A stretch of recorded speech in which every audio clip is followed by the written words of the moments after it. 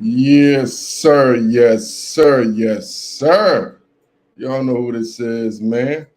It's the motherfucking guru. We're going to do the NFL draft grades today. So I'm just waiting for the boys to come in here, man. I'm excited about this past draft. I thought it was a good draft, man. To be honest with you, I thought a lot of teams, got just like every other fucking draft, a lot of teams identify needs, and target their needs. A lot of teams also identify as far as the best players. So I was kind of, I like this draft, to be honest with you. I really did. And the thing I love about draft, to be honest with you, it really shows me as far as GM, there's levels to this shit. You know what I'm saying?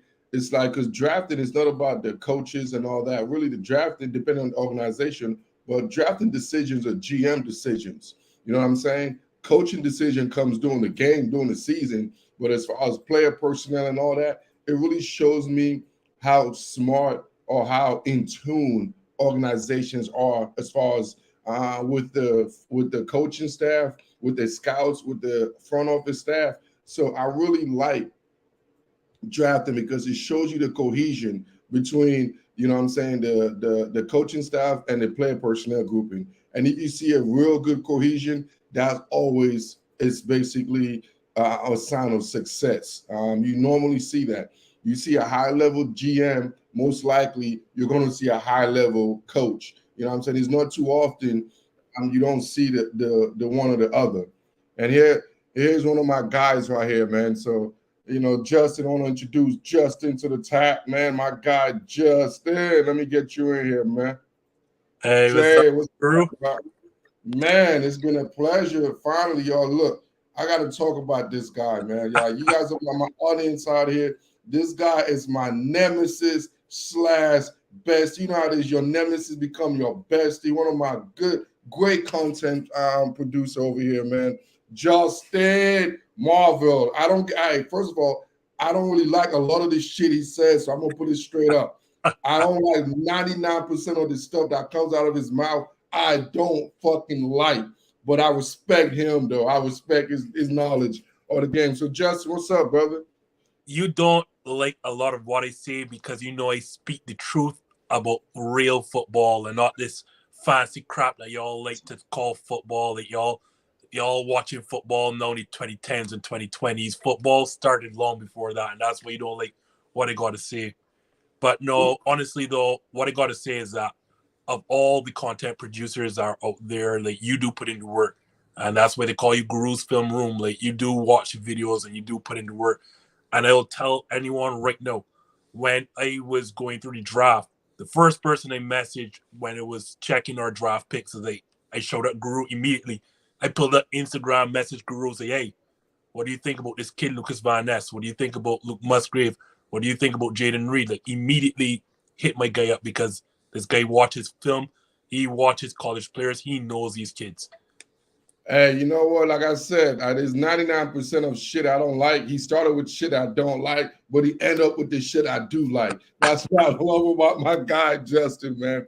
So we're gonna have a couple of people come in here and check in the middle of this, but we're gonna get started in the name because the whole concept right now, we're just gonna do a basic roll down because I want to get some football nerds. You know what I'm saying? The people that are gonna be on here are football nerds, football geeks like myself, and we're gonna talk about, just giving draft grades, not particularly about every draft pick. You know what I'm saying? I'm more focusing on the first 2 days, so meaning the first 3 rounds. So we already know there's a lot of project players after round 5 and so on. So we're gonna focus on our impact player, and that's how we're gonna come up with our grades.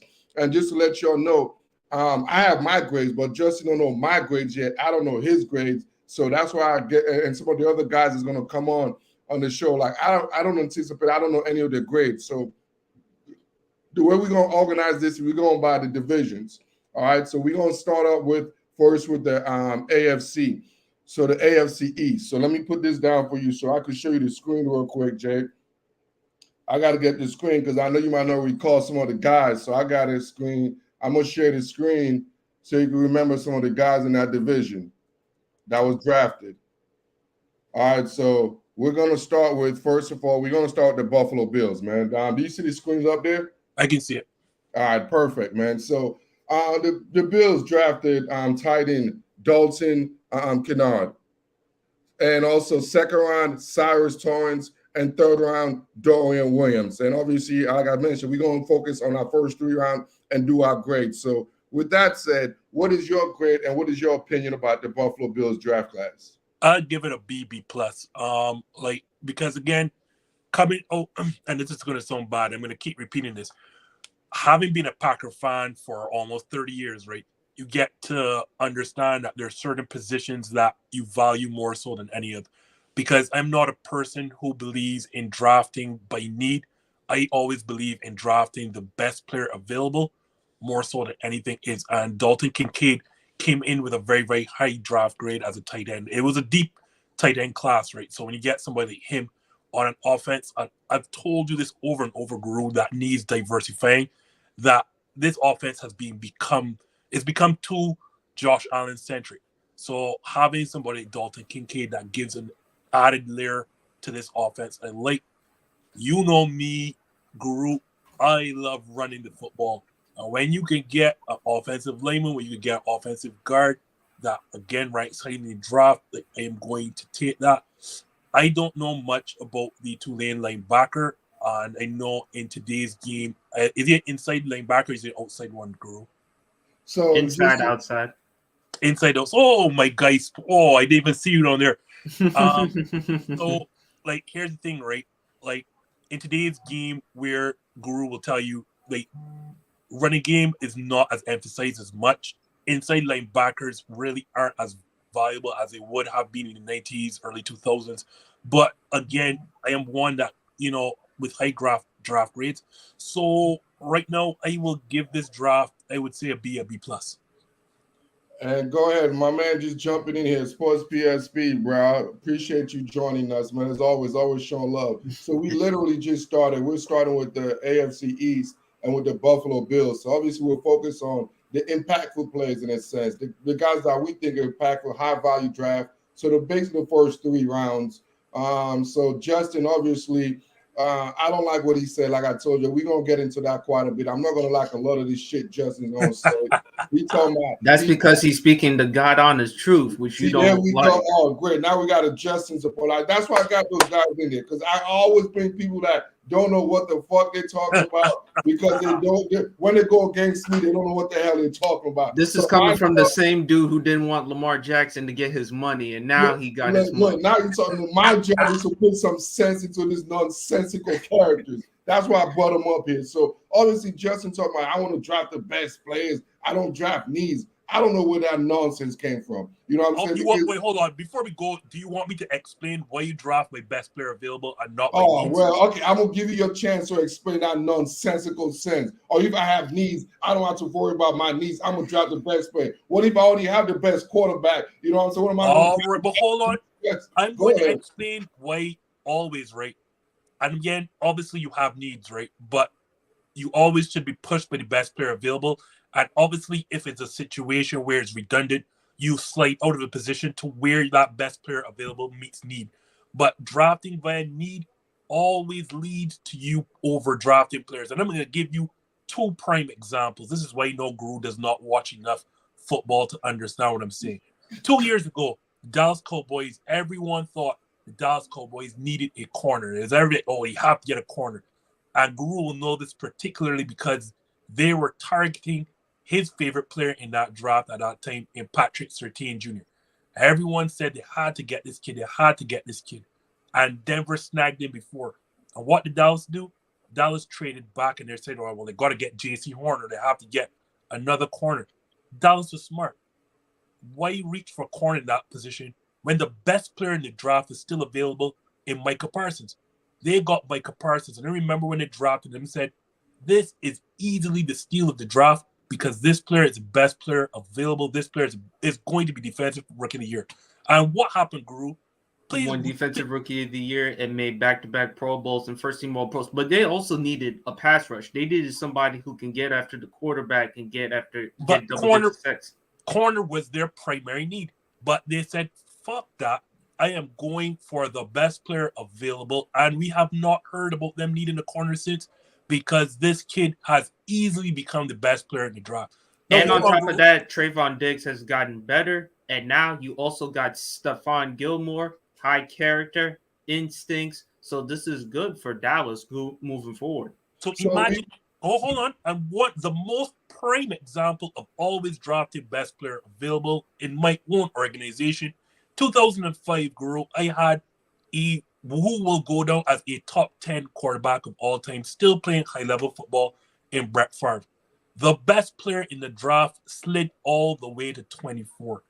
We needed another wideout, but Ted Thompson, in his infinite wisdom, says there is no way that I'm going to pass on Aaron Rodgers here, sitting at number 24 in the draft. We drafted him, and we have had 30 straight years of Hall of Fame quarterback play.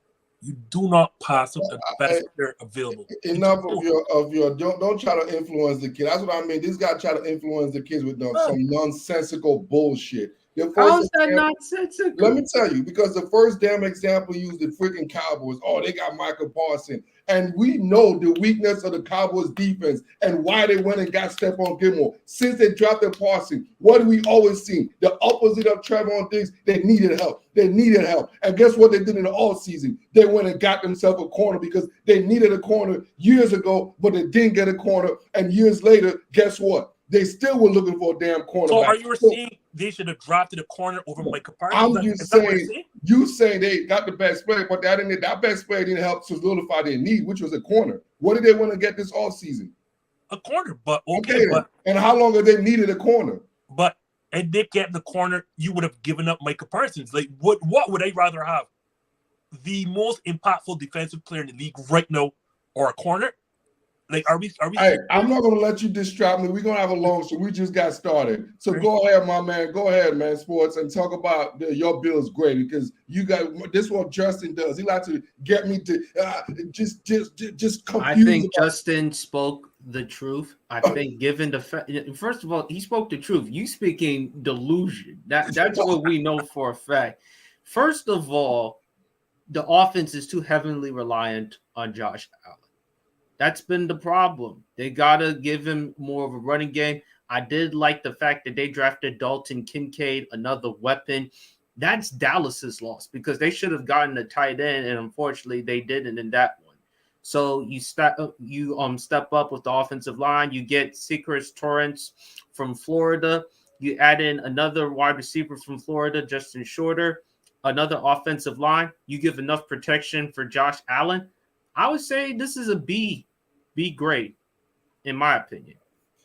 And honestly, I'm a big Brandon Beane fan. I think he's one of the high-level GM in this, and I think he looks at it a little bit. Unlike you guys, I think me and Brandon Beane we're more similar to how we look at the roster and the way it's fulfilled with the Buffalo Bills. We all know, like it or not, they already decided this team is about Josh Allen. They're going to go where Josh Allen goes, all right? So meaning the one thing that was lacking was they're very Stephon Diggs centric. You know, my man Davis over there, he's make or miss type of guy. So he's not really somebody reliable. So I really believe having somebody in the middle of the field could open up more, even for the running game, having another threat. And because we all know Josh Allen will be their best runner, their best offensive weapon, they need to give him more weapon. And in my opinion, priority-wise, I love getting the number one tight end in the draft, the best as far as pass tight end in the draft, the best guy that's in the middle of the field, which is going to give Stephon Diggs a little bit more freeway to do what he does,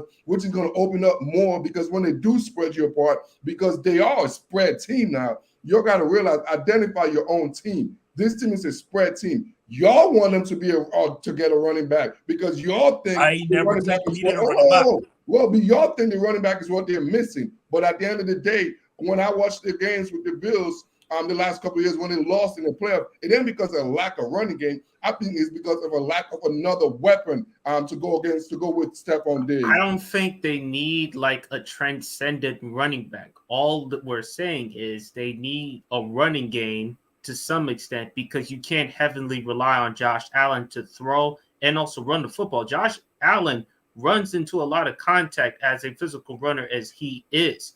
So, yes, Dalton Kincaid does help out. It does make the offense more spread out for Stephon Diggs and whoever's there for their number two. but I think this is very solid for Buffalo. I do think so, and it's not forgetting a running back. You misinterpret what I'm saying, Guru. The issue is that you have to improve your running game, because where do you have your issues?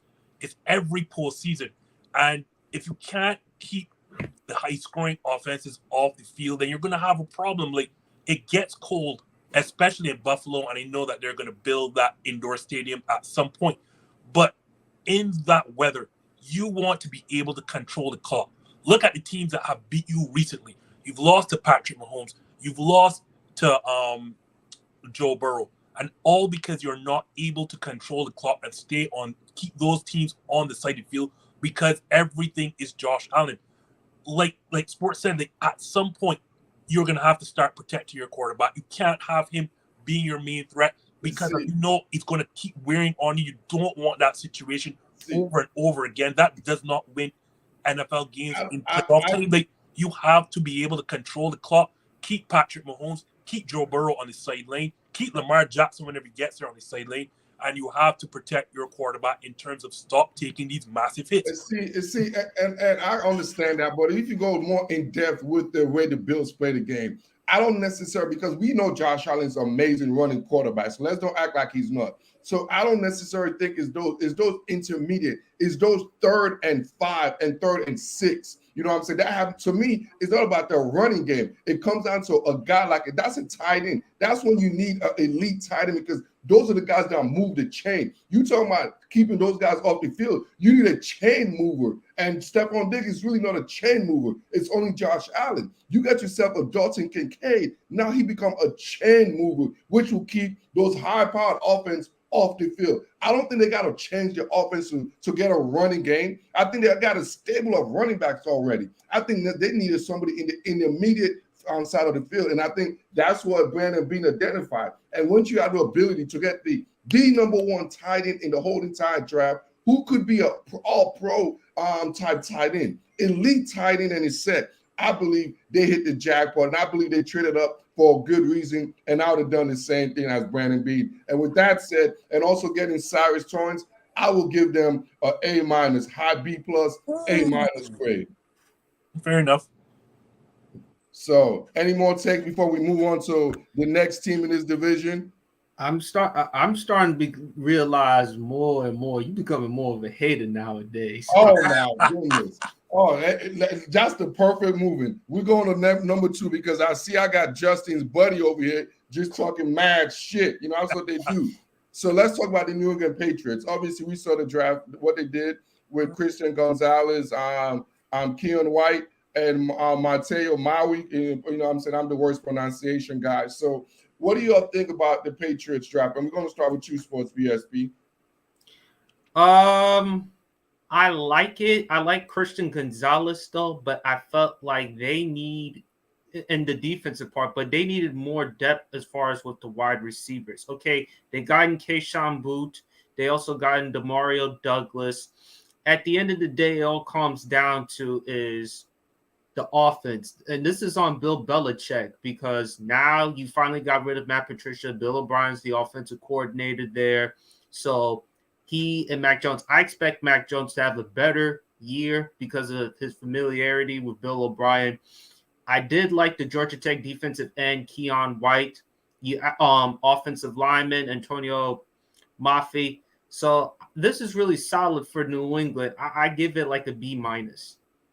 I'm going to give I agree with him. Like, I'm going to give like a B, simply because, again, I like Christian Gonzalez. So you attack who at that point for you was the best player available. But like he mentioned, even though I'm not a needs draft, like, you had to do something on the outside the perimeter. And the mere fact, who was the best player available over the quarterback? I mean, over the wide receivers at that time, because they were wide receivers available at that on 17. Right. So I was about to get there. Like, it depends on where you rate Zay Flowers at that time. Like, do you think Christian Gonzalez is a premier position as a corner is worth more than another wide receiver? It all comes down to preference. Me personally, I like the high-end corners, so I'm not going to kill him for Christian Gonzalez. I like the kid. When I look here, like you said, Keon White as a defensive end, that you needed to get better again. Pass rush, I know that you really did great on that defense. That defense was really underrated in my estimation. I am going to give a B, and the reason is not any higher because I still think they had chances to get explosive weapons on the outside, and they did not do that. They didn't address that. And I guess it all depends what you're going to do with your quarterback in Matt Jones. Like we've heard the rumors now, they're looking at moving him. I don't know what the market would be for Matt Jones because, quite frankly, I don't know what team would trade for him right now to make him the starter. And if you're going back with this same situation, at least, like Sports said, you have a situation where you at least improve the coaching. Because we all knew the coaching was terrible. Like, you can't be going in a situation where you don't have a veteran play caller being your offensive coordinator. That's crazy. So I would like to see Mac Jones in San Francisco. Even though that would never happen because Trey Lance, they drafted Brock Purdy. But I felt like they should have drafted Mac Jones over Trey Lance because Kyle Shanahan's offense, West Coast, the play action offense, he would be the best ideal fit for that offense. The reason why they took Trey Lance was because of size, potential, upside, etc., etc. I'm going to go on a rant here, right? What those two men did in Kyle Shanahan and the general manager, John Lynch, was absolute sabotage and tomfoolery in trading all of that draft capital to get somebody like Trey Lance. That team at the moment, or that time that they made that trade, was one piece away from contending, from winning it all. And your idea of putting a team over the top was to trade draft capital for a young, untested rookie quarterback, a kid who hardly played college football, far less even played at a high Division I level. He didn't play at that level. And we keep getting sucked in by quarterback talents in that we look at arm strength and we look at speed and we look at, all these physical traits. And how often do we go back and look at all these Hall of Fame quarterbacks? And time again, we know it is not the physical traits that separate these quarterbacks. It is what is between their ears. It is their ability to process information and process it quickly. Their leadership, their ability to dissect plays at the line and after the line when, defenses are muddled. Your ability to not turn over the ball, to protect the football. Okay, Justin, we understand your rant, but at the end of the day, man, if we have this saying, man, it ain't tricking if you got it. You know what I'm saying? The 49ers got it. You worrying about, you give them all this harsh critic. Oh, they shouldn't have done it. They shouldn't have done that. Nonsense. But that wasn't no nonsense because at the end of the day, they had it. They already have a team. They could take that type of risk. And at the end of the day, they made the risk work because guess what? They got another quarterback that's basically going to supplement him. So that to me is just going too much. It's like, is it? So no, that you've given up 3 first-round picks for this kid, and he's not even played a half a season. No, bro, at the end of the day, you look at that roster. It's not too many guys that could come in and really be a starter. I don't care first round or not.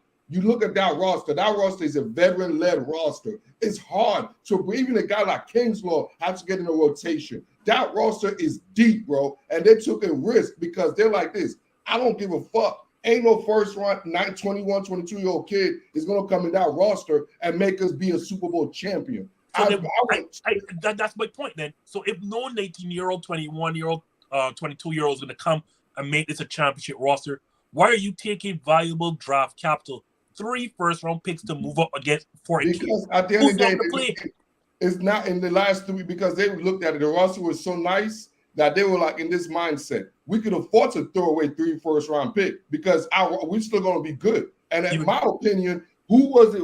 For my belief, I think they went in the NFC Championship game or was I missing things? Did they again, so they were one game away from the Super Bowl while making that dumb boneheaded move, right?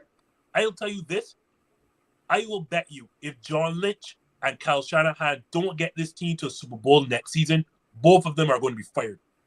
So with go back. So let me continue my bread and welcome over here, man. The football podcast. My guy jumped in. So my grade for Bill Belichick in this, I'm going to give him a little lesser grade. I thought Brandon Beane did a better job with the Bills.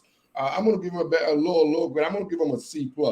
obviously, I don't worry about the wide receiver. I think Belichick realized he can't drive wide receivers. So you know what? He's like, I want to do what I do great at, which is getting defensive backs. So I do like the Christian Gonzalez upgrade, but I also believe they have a really good secondary. I like Jonathan Jones. I love Jack Jones. Adding Christian Gonzalez, obviously he's a superior athlete. So I definitely understand that aspect of it. But as far as the whole entire draft, I think they should focus a little bit more impactful player offensively, which I didn't think they targeted. That's why I kind of give them a C plus. Defensively, they will be elite, but they're in a division where it's offensive dominated. You know what I'm saying? You could stop somebody defensively, but that offense in that division with the Dolphins, you know what I'm saying, with the Bills, like it is going to be crazy. So I think they have to definitely address the offensive side of the ball. They were one of the lowest scoring team per game in the NFL last season, and I didn't think he really identified that through this draft, nor did he do it in free agency, in my opinion. Agreed. Likewise. Perfect. For the first time, we damn agree. We fucking damn agree, man. So let's move on to... Shit, it took a long-ass time. Yeah, I'm surprised. Let's move up to everybody's favorite darling this year, man. The New York Football Jets and their draft situation, which also... Yeah, the Packers Jets, the New York Packers Jets right now. So we're going to start with you, the Football Corner podcast. What's your grade as far as the New York Jets this past draft season? I give them a B minus.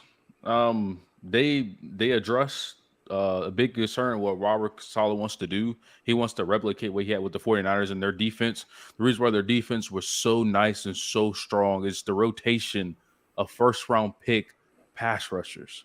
We're talking Armstead, Bosa, Kinlaw, even though he hasn't panned out like they thought.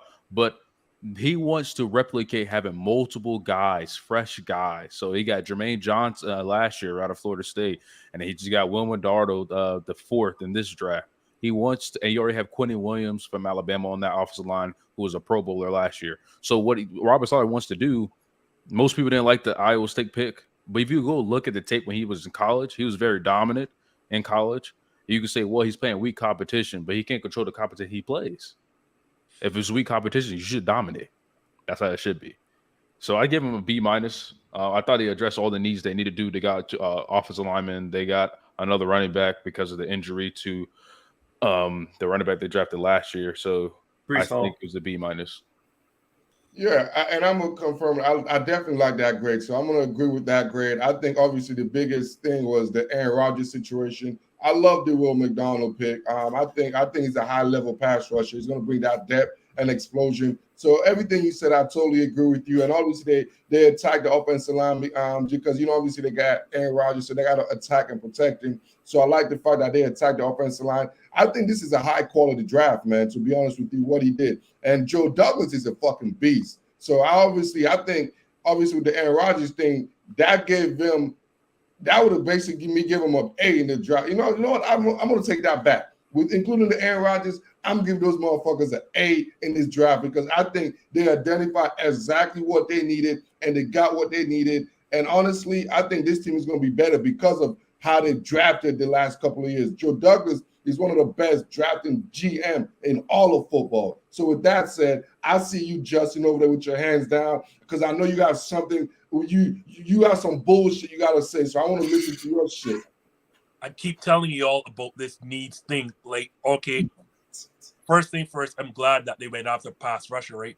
But if we talked about the 5 highest rated pass rushers, Will McDonald's name does not come up in the top 5. And you're picking at a premier spot at number 15.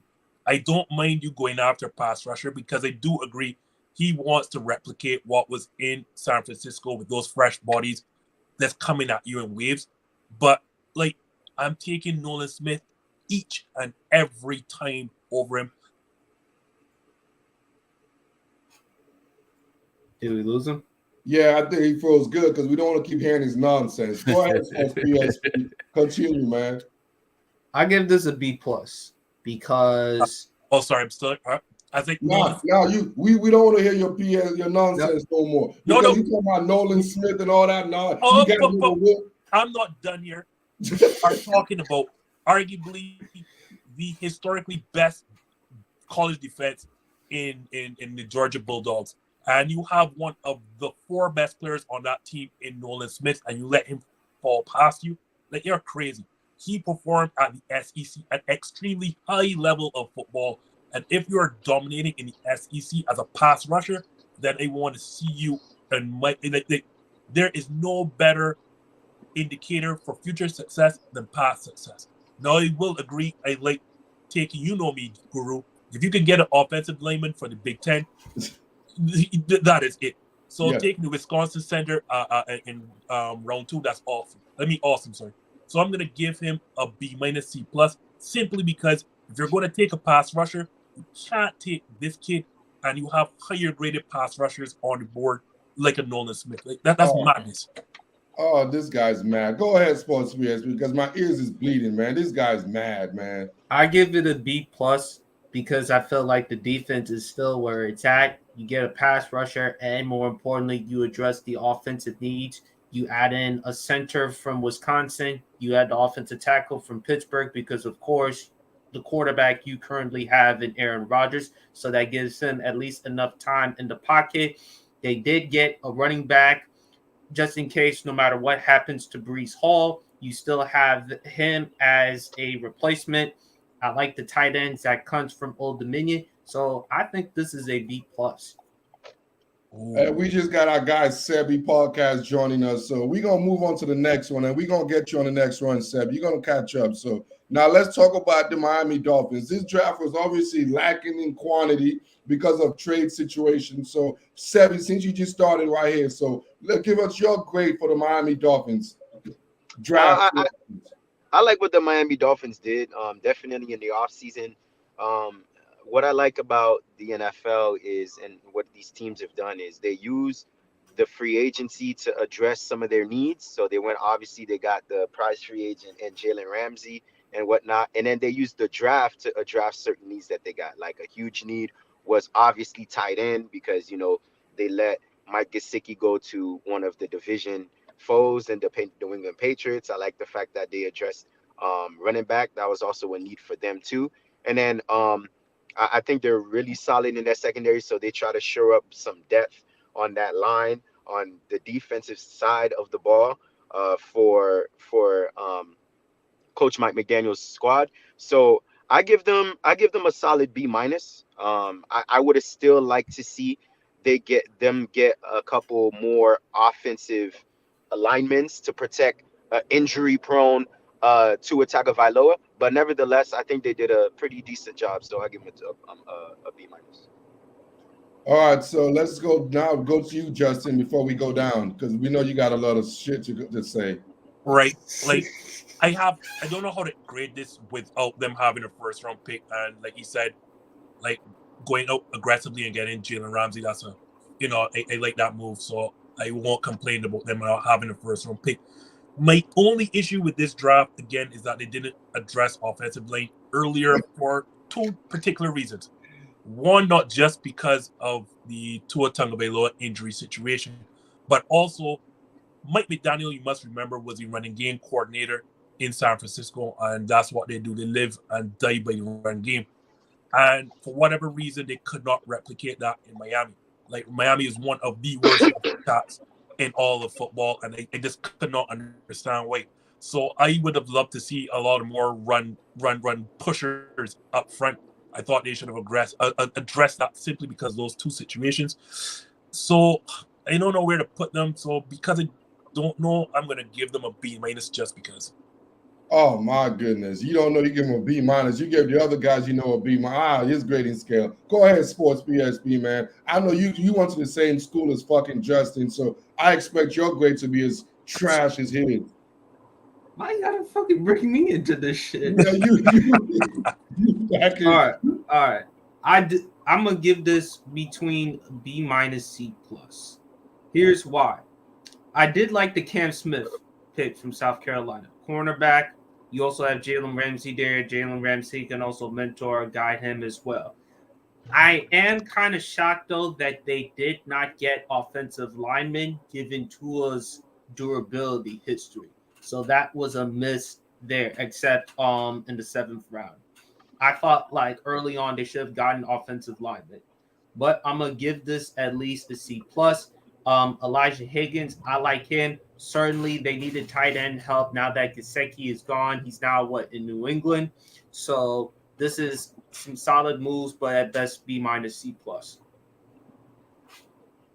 Go ahead, Jeremiah. Yeah, I give them roughly the same score, B minus, C plus. They have no first round picks. And they have no good draft capital to build this offense up. But I think the offense was already good. Now, to Justin's point, they do need to focus on the run game. I think at the end of the season last year, they tried, especially when they had that game on prime time against Buffalo, and they had like over close to 200 yards rushing.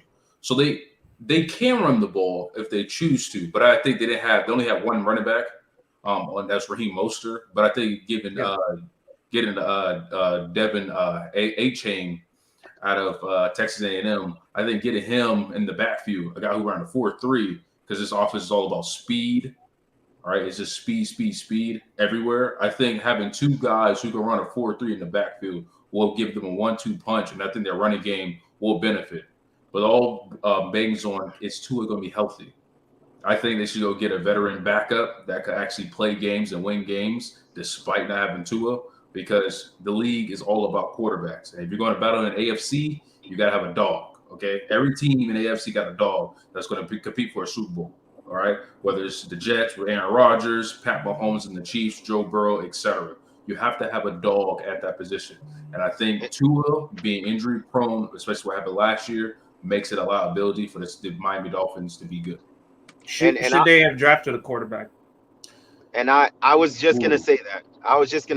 Like, we saw that Stetson Bennett, who's a two-time national championship with the Georgia Bulldogs, he went in the later rounds in the 6th round, if I'm not mistaken. Max Duggan from TCU went in the 7th round. He's gonna be for the Los Angeles Chargers. So if I was Miami, knowing that I have a credible coach offensive staff, I have a credible coach in Coach Mike McDaniels, who's an offensive guru and genius. On top of that, with Tua's injury-prone history, I would have thought that they would have gotten a quarterback at least in the late rounds. Not early on. Obviously, early on they were going to miss out on a very deep quarterback class. But later on, Stetson Bennett was right there. Max Duggan was right there. If you let them learn 2-3 years in a system led by Coach Mike McDaniels, I think that would have been very good as a backup for them. I agree there, but Guru is just pissed as hell with Stetson Bennett. Like I even talked about Stetson Bennett, and he's like, man, he's gonna go back working on ESPN, being a college football analyst and stuff. Yes, thank you, because I was gonna say, like, please don't devalue this content with Stetson Bennett, all right? But I said it before, folks. Stetson Bennett. I'm gonna say the same thing. He will Jimmy be G. Stetson Bennett is Jimmy G. He will be on Saturday morning. Whoa. Don't compare Jimmy G to Stetson Bennett. No, the reason why I say that is because I'm not saying Stetson Bennett is going to be this great quarterback, but I believe if you put him under the right system and if you give him the right amount of weapons, he can be a very good starter in the NFL. He can help you win some games for you. That's why I give him the comparison to Jimmy G. Some people don't feel like Jimmy G did a lot for San Francisco, although I beg to differ. He did get them to a Super Bowl appearance, 2 NFC Championship appearances, but people overlook that and say, well, Kyle Shanahan was calling the plays on offense, the amount of weapons he had offensively with Deebo Samuel, George Kittle, and the defense. And that's been with Stetson Bennett in Georgia. Was it really him, or was it really the defense, or was it really Kirby Smart? And that's how I look at it with Stetson Bennett. If you put him under the right system and if you give him the right weapons to work with, I think he will flourish. That's why I make that comparison. Yeah, and I think Stetson Bennett will flourish as a commentator for College Game Day on ESPN. You a hater. You a flat out hater. I can see him next to Desmond Howard. You know what I'm saying? Talking out. He might even be in the SEC. Stetson Bennett can ball, but he would be I think he would be a number 2 in the NFL. Like I said, he deserves a job in the NFL. No, we all know Stetson Bennett is going to be better holding a microphone and a clipboard than he is going to be holding a football right now. So let's just stop the bullshit. I have to agree with Guru on this one. Like, this level is a bit too high for Stetson Bennett. And if you're talking about a quarterback to relieve, sit down behind. And let's not forget, the dude is older than all the elite quarterback. He's like Patrick Mahomes' age, man. Yeah, he like 27. Yeah, he's 25. Yeah, come on, yo, stop it. Let me continue my grade real quick, man. Let me give my grade for the Miami Dolphins because y'all are shitting on the Dolphins. No, one more thing. You need a backup that is a veteran for tour. Like, you can't go for a rookie, because this is a team that's built to win right now. Thank you. For a rookie is not, especially a rookie like Stetson Bennett or Max Duggan. Like, that's not going to cut it. You're going to have to trade for a veteran, a seasoned starter right now that, in the case of injury, can still win you games and keep that offensive flow. So if that's the case, Justin, who's the best one out there? I don't know, but it's going to be better than Stetson Bennett. I can tell you, the worst backup quarterback right now is going to be better than any rookie 5th, 6th, or 7th rounder.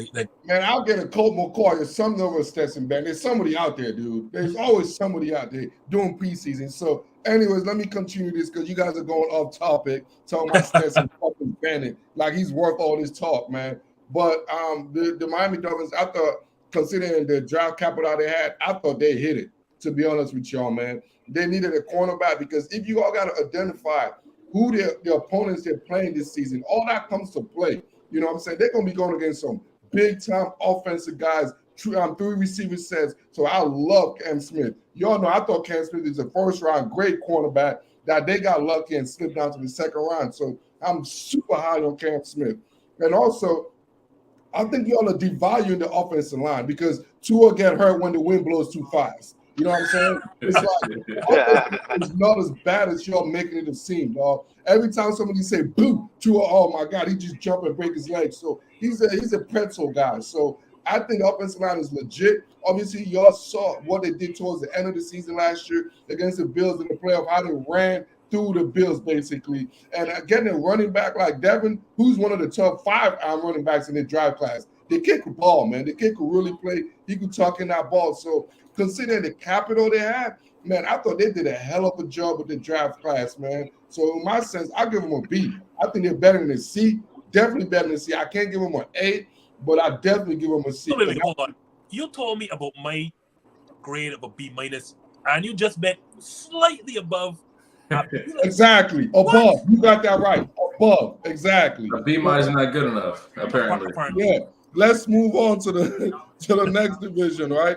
Let's go to the AFC. Now, in fact, let's go to my favorite division. You know what I'm saying? My favorite division, the NFC East. Let's talk about the NFC East and y'all's favorite team, right? You know, because y'all love the damn Eagles draft pick. So you love the Eagles. Anyways, let me talk to Mr. Sports PSP, Mr. NFC East guy, Mr. Commander himself. You know what I'm saying? You're going to get the first grab at this because I know you're going to talk some bullshit. So I want to hear your bullshit first, man. I'm starting to come to the realization Guru is becoming more of a hater nowadays, man. He's crazy. He already started with anyway, I give the Eagles, without question, A+. A++. They stole Jalen Carter in the draft. I thought Atlanta was going to take him, but they took Bijan Robinson. Then you get Nolan Smith in the draft with the 30th overall pick.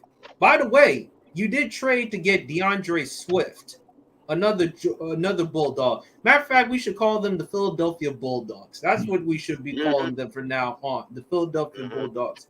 They stack up the offensive line with Tyler Steen. They get another another Bulldog. Keely Ringo. So A++ for the Eagles. They should be running away with the NFC East, in my opinion. You get Jalen Carter there. He's going to be mentored with Brandon Graham and Fletcher Cox, helping him learn how to be a professional, both on and off the football field. The next defensive tackle duo of Carter and Jordan Davis. So that's huge for the Eagles. Howie Roseman, as far as I'm concerned, he should be executive of the year. God damn. All right. Hey, Sebby, go ahead, man. Let me hear your shit. Well, I agree with everything he said. They should be considered the Philadelphia Bulldogs. I love what they did. I actually thought Jalen Carter. Can you hear me? Yep. You all hear You that guys hear me? echo? No, it's Who's gone now. that echo? Okay. Okay. Now I love what my man said.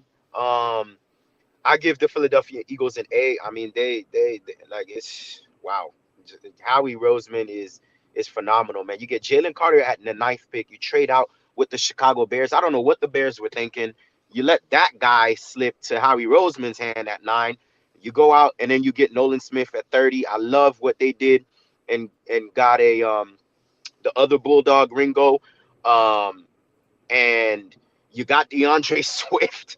I mean, the Lions let that guy go. I mean, obviously, I know the Lions. They're a first, run first offense, and they've got depth. I have no problem with their pick in Gibbs at 12 from the kid from Alabama, but they get their hands on DeAndre Swift. So I give these guys an A. The only thing I would say is I would take a pushback on them running away with the NFC East.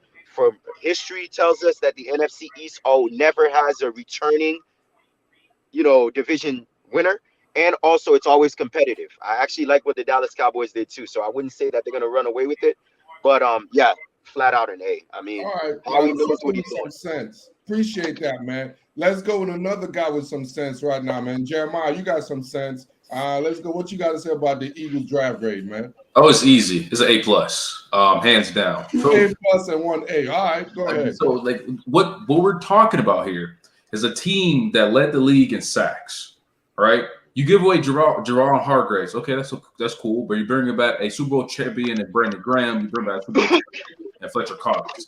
Also, you have Hassan Reddick, who has been phenomenal the past few seasons. And then you had Jordan Davis. And when Jordan Davis was there in the lineup before he got injured, they were a top 5 rush defense. So what that means is Nola Smith will be on reserve.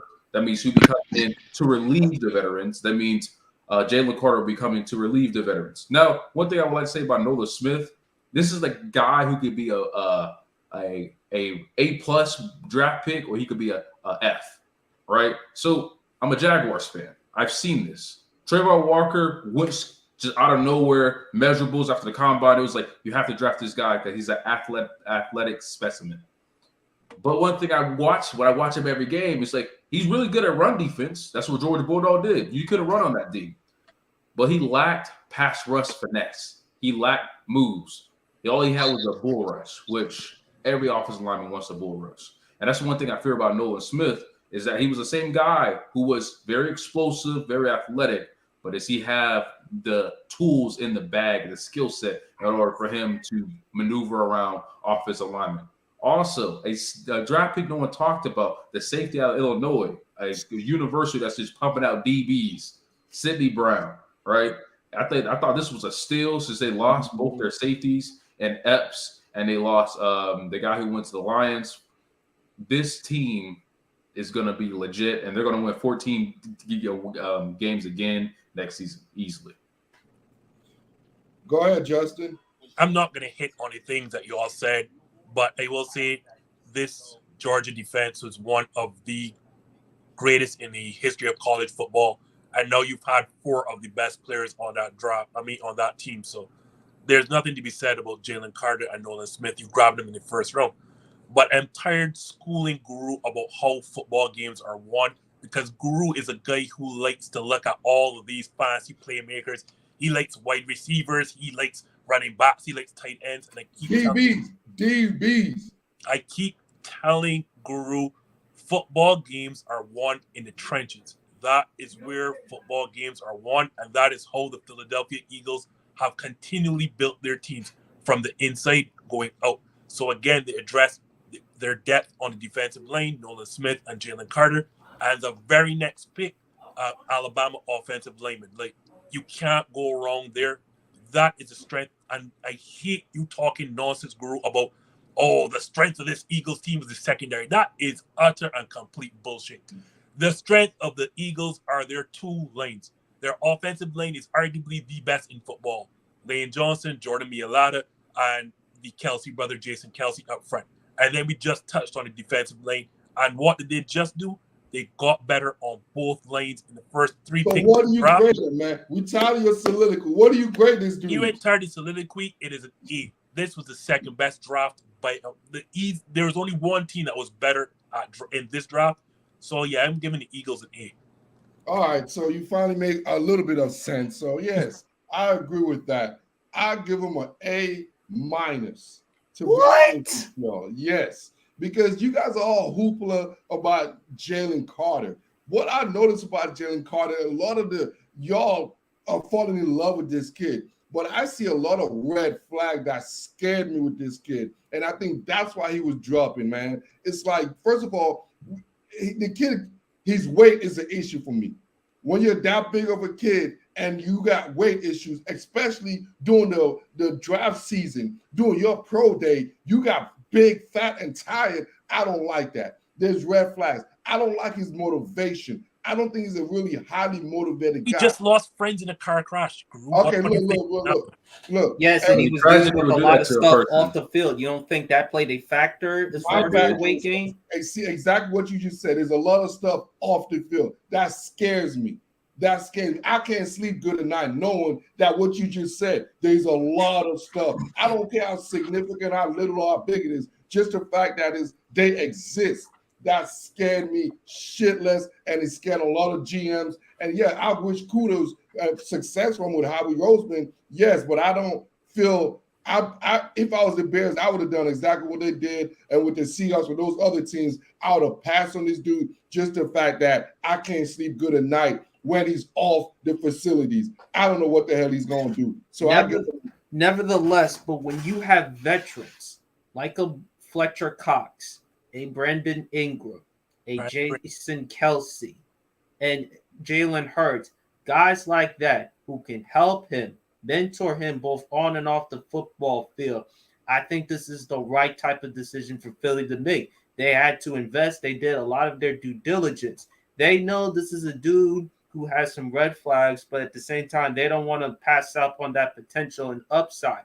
And they also needed that defensive tackle now that Harshgrave left to go to San Francisco.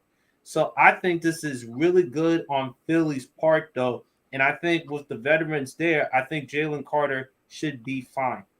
Well, like I said, I think it's a great organization he went, so the structure is there. But personally, I don't understand why he dropped to them because, like I said, if I'm a team like the Bears who don't have that type of structure, even if I'm a team like the Seahawks who don't have that type of D-line structure, I would have passed on him. I think he fits the Philadelphia Eagles culture, and I wish it worked out well for him. But like I said, in my opinion, I don't know if he's worth the risk for the talent. Because am I going to have this guy for 8 years talent, or is he going to be a 2 to 3 year highly productive guy? So with that said, I'll give him an A minus, and based on just the fact that uncertainty with Jalen Carter. Everything else obviously was a home run, but just that significant of a deal because you're investing a lot in Jalen Carter. You're investing a lot, and you're putting a lot on the veterans' hands, but which they do have. But all in all, it's a great class, but it's not the best class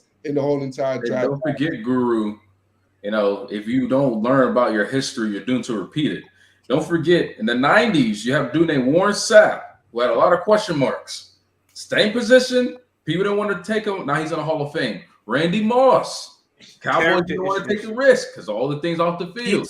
Michael Irvin. Keep schooling him. Keep coming. There's so many players. Michael Irvin. We know there are players in the NFL prior to the draft. They've got character issues. Randy Moss was one of them. Michael Irvin was one of them. Laramie Tunsil is one of them.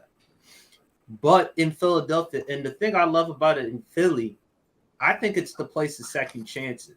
It's a place of rehabilitation. It's a place for you to resurrect your career. And I think the Eagles, it's no shocker.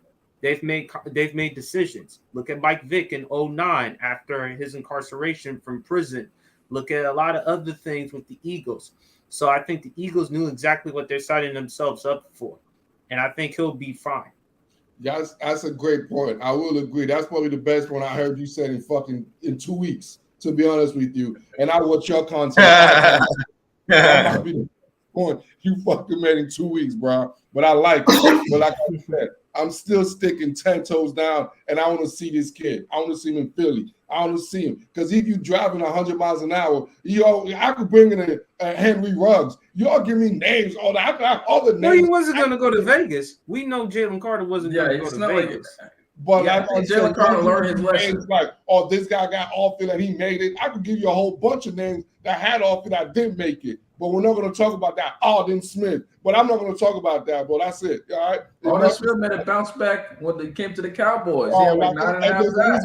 There's a reason why he had to bounce back because he was bounced out. You know what I'm saying? So let's move on to the New York Football Giants because y'all are haters. So let's talk about the New York Football Giants, man. And in fact, I'm going to start this one so I know the audience can really get some real life analysis other than some bullshit. My fellow counterparts over here talking, especially my guy Sports PSP, who I'm disappointed with, man. Because I'm about to give out his government name because I'm really disappointed. So y'all can go search his ass out. He produced excellent content, but tonight for some reason, I don't know, he got lack of sleep or something, but he's really talking some nonsense. No, I'm just speaking the truth. You just don't want to buy into what I'm saying. And Justin, we're not going to talk about no offensive line, running back bullshit like it's 1925 football here, all right? So I love the cornerback position in Deontay Banks. Football is one in the trenches. I keep telling you that. I think Deontay Banks was the top 3 cornerback in this draft, and we all know that's a big-time need for the New York Football Giants. Their secondary was trash last year, man. And I don't even know who the hell was starting for them in the secondary. So I think that especially with the defensive coordinator, I know he runs that man runs a straight man-on-man, zero blitz defense. So he don't give a damn. He put his cornerback in a lot of tough situations. I think Deontay Banks is one of the best guys as far as being in the island and be in that Giants situation. And obviously the linemen, they need offensive linemen, but I love the Jalen Hyatt pick right there. I mean, you need speed, you need threat, you need just a straight offensive threat. And I think obviously the Giants offensive coach, he's going to put him in a good situation. And this is added more weapon for Danny Dimes. So overall, man, I think the Giants got a B grade in the draft. A B grade, a solid B. Justin, you're up next. I'm actually going to go one spot higher and give him a B+ because, like you said, Deontay Banks, and then you forgot the Oklahoma corner, Eric Gray. Oh, so no, that's running back. Sorry, missed. Oh, there's only one corner. So yeah, Deontay Banks, that secondary was terrible. Trash. Yeah, absolute trash. What I was hoping for was some more weapons on the outside because again, there's no mystique. Like what the New York Giants are coming to do. Like there's no diversity of that offense. Like it is Saquon Barkley, it is Daniel Jones in play action or with his legs.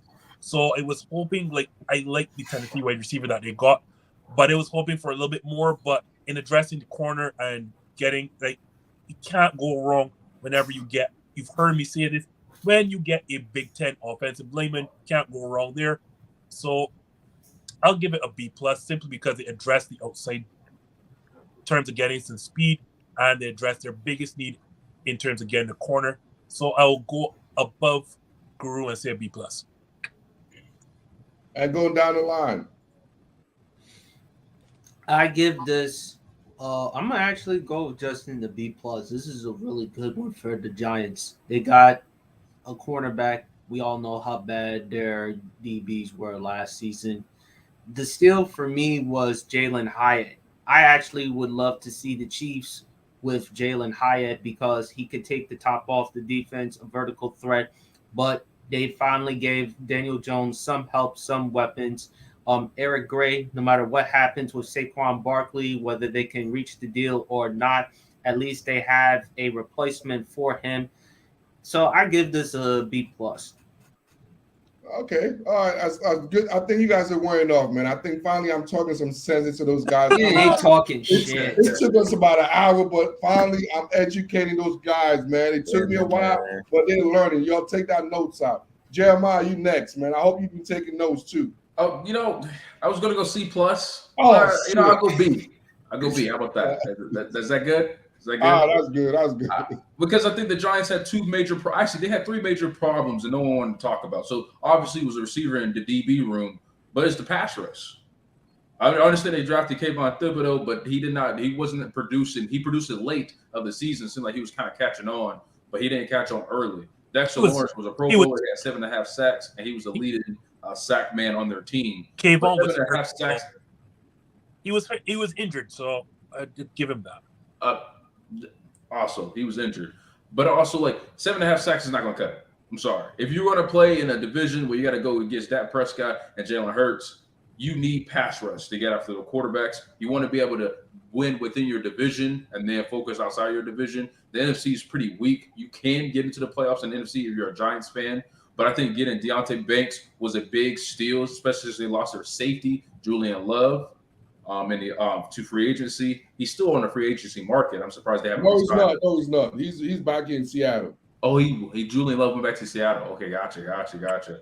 But then you get Jalen Hyatt, who's a speed guy, and proved that he could run any route in the route tree. I thought watching him at Tennessee, he couldn't, but I saw a little snippet of "Hey Rookie" on social media when he was training at his pro day. I was like, okay, this dude can run routes. I think Daniel Jones. If you run routes with nobody next to you, you're not running routes. We want to see that shit on the field. I told you, I don't care. I was going to get to that, Guru. I was going to get to that. I was like, he looked good. He looked good in the pro day, as you should, right? Obviously, he still fell to the third round. Like, obviously, teams didn't think that was good enough for them to draft him in the first or second. But I think they need another receiver, in my opinion. The Sterling Shepard's coming back, but he's been injured twice already. Throughout history, durability has been a problem. I don't believe in him, right? So I think they do need more receiver help. I don't think getting a rookie and Jalen Hyatt is going to fix their passing game. I agree. Sebby, what do you have to say behind with the Giants draft grade? I hope you can see the picks they have on their screen. Yeah, I give these guys a. Can you guys see? Right. No, we can hear you. Right. Yeah. Yes. So I give these guys a B. Okay, but I give these guys a B. I love Deonte Banks. I got to see a lot of Big Ten football. He's dynamic. Definitely a big time playmaker. They need that. They obviously lost some of the guys that they had on the back end. But to me, the guy that stands out is Jalen Hyatt. And I saw a lot of Tennessee football. I saw a lot of SEC football. And I don't know if you guys watched Steve Smith's former Carolina Panther future Hall of Famer podcast, and he says this guy's always open. I watch the guy is always open. I don't know how. The guy, obviously, he's got elite, but for some reason he is always open. Big games there against quality opponents, LSU, Alabama. He had big games against Florida. So what I'm going to be interested, can he run the full route tree? I'm not convinced yet, but that's going to be that I'm going to have my eye on. But he is still on the third round. And I think because Danny got his money uses, right? Kenny hasn't really panned out for the Giants and what they paid him, right? They don't have the kid that they remember his name right now. So if this pans out for the Giants, he's got what he needs. I love the pickup that they have season. So they've given him they have. Your connection is Eric Gray. Now you've got Saquon and Gallman. Eric Gray as your third option in case negotiations don't go wrong. But yeah, I give the Giants. All right, man. I'm gonna get his mic muted because his connections is terrible. Connection. Yeah, you got bad connection, man. The hotel Hyatt, Hyatt is a 3-star hotel, 4-star hotel, some places. So I don't expect much from him. I mean, the best bet for me with him, he remind me like this is the highest peak, and this is how respect. If he gets there, he could be a Deshaun Jackson, Mr. One Route. You know what I'm saying? One of the best receivers to ever do it.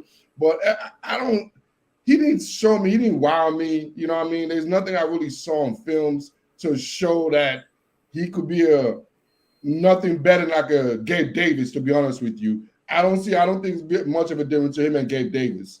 So that's just my opinion on that with Jalen Hyatt. But I love me some Deonte Banks, though. I love me some Deonte Banks. But I feel like we all came to agreement that the Giants did an outstanding job. That we all think they got a B or higher a B. So look for the Giants to do something special again this year. So now let's move on to America's team. Everybody's favorite team, man, except the Guru, because I hate the fucking Cowboys. I think everybody here should hate the damn Cowboys. So let's talk about the Cowboys without any biasness as far as what they accomplished in their draft. And we're going to start with you, Jeremiah. So the Cowboys, I think the Cowboys will be the Cowboys. I watched a few Michigan games, so I really don't know much about the D tackle they drafted in the first round. When they drafted him, I was like, who? So he may be good. He actually may be a phenomenal pass rusher or a good run stopper. I do not know, but I think getting a tight end, that's something they did need because they lost their tight end due to free agency. So I'm glad they picked up another tight end. I'm surprised they didn't get a receiver because I know they got Brandon Cooks and CeeDee Lamb, but you always want that third guy. Michael Gallup has not proven to stay healthy for a full season, so having a third guy for Dak Prescott would have been useful. I do like Deuce Vaughn out of Kansas State. He's a little small guy. I know he's only about roughly 5'5", but he's shifty. I watched a lot of Kansas State games, and he was dominant in that conference. But especially with Tony Pollard not being there, I think having him to spell Tony Pollard, I think he would be more of a kick returner, kind of like put him on sweeps, get him in the passing game, get him on screens because let him speed do the work. And those little guys are very shifty. It's hard to get a grip of them because you can't see them on the street. So again, Deuce Vaughn was a great pickup, but I think they got a C+. Can't go hard. Ooh. C+. Well. All right, sports. I give this a C. I did like the Deuce Vaughn pick because Tony Pollard is coming off of injury. He's very elusive, very shifty. He's great east-west, so I like that part. I wasn't really surprised that they drafted a wide receiver because Jerry still feels like he's going to lean towards the guys that he has.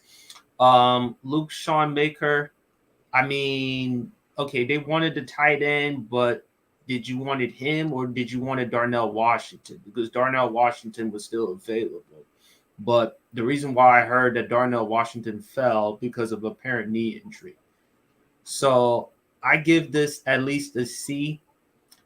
Because of the fact that Dallas missed out on Dalton Kincaid. They wanted to get a tight end, especially losing Dalton Schultz, who's now with the Houston Texans. So I give it a C. I wanted to give this a B+. I really wanted to give this a B+, but the problem is, like Sports mentioned, right? Like, this is not the tight end that you wanted. Right. And taking this defensive tackle, I don't know much about him either. And again, I've always told you, taking the best player available. So I'm not actually a fan of the players they drafted.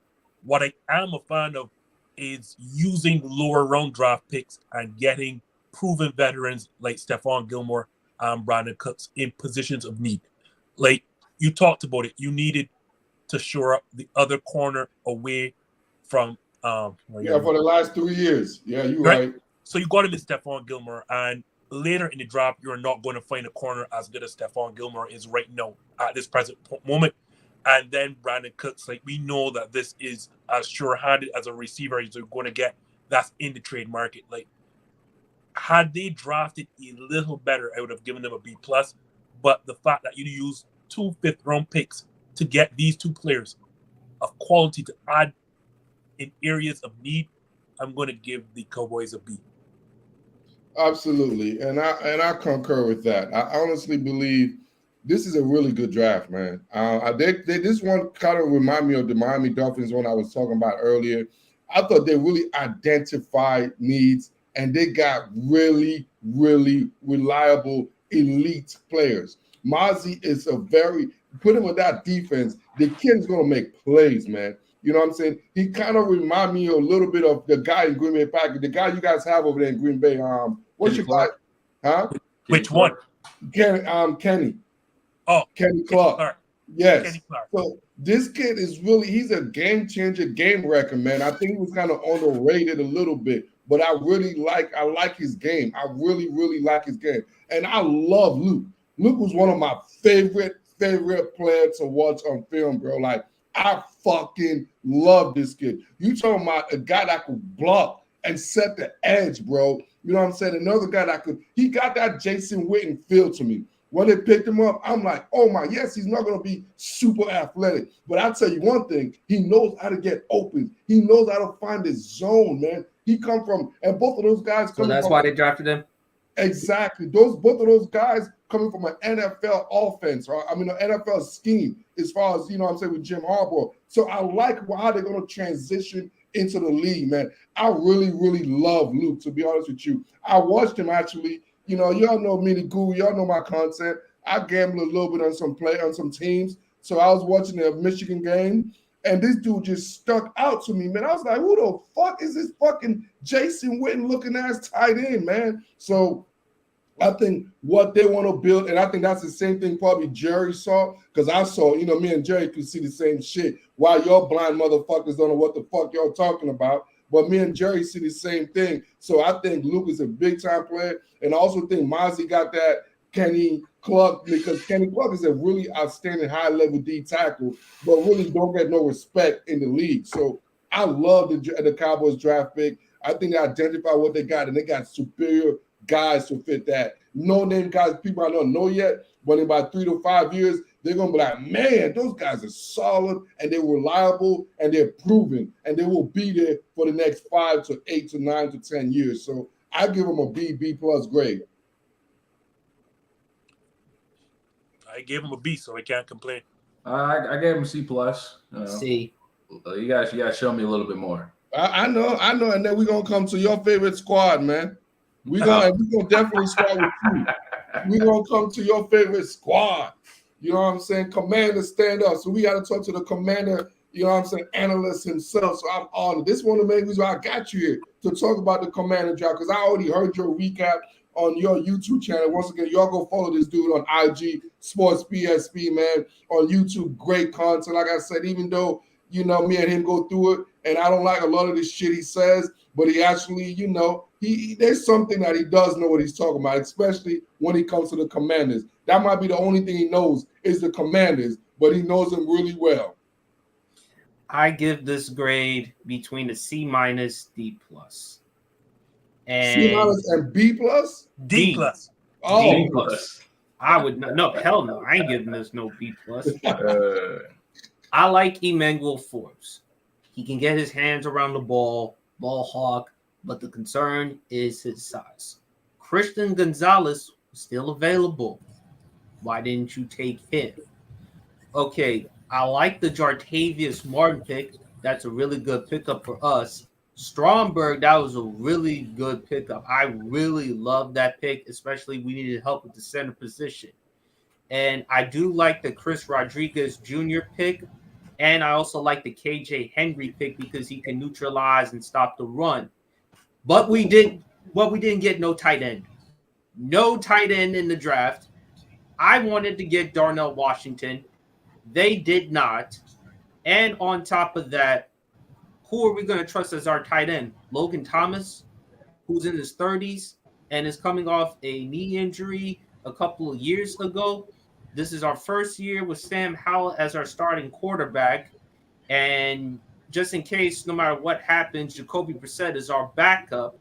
So the only silver lining for Washington, I hope, thank God that the owner is long and gone now, trust the process so that we can tank, hopefully get our hands on Caleb Williams from USC or Drake May. But I'm going to give this between a C minus to D plus.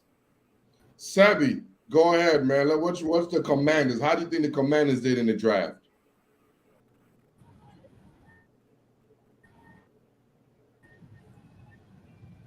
Are you on mute, Sebby? You hear me?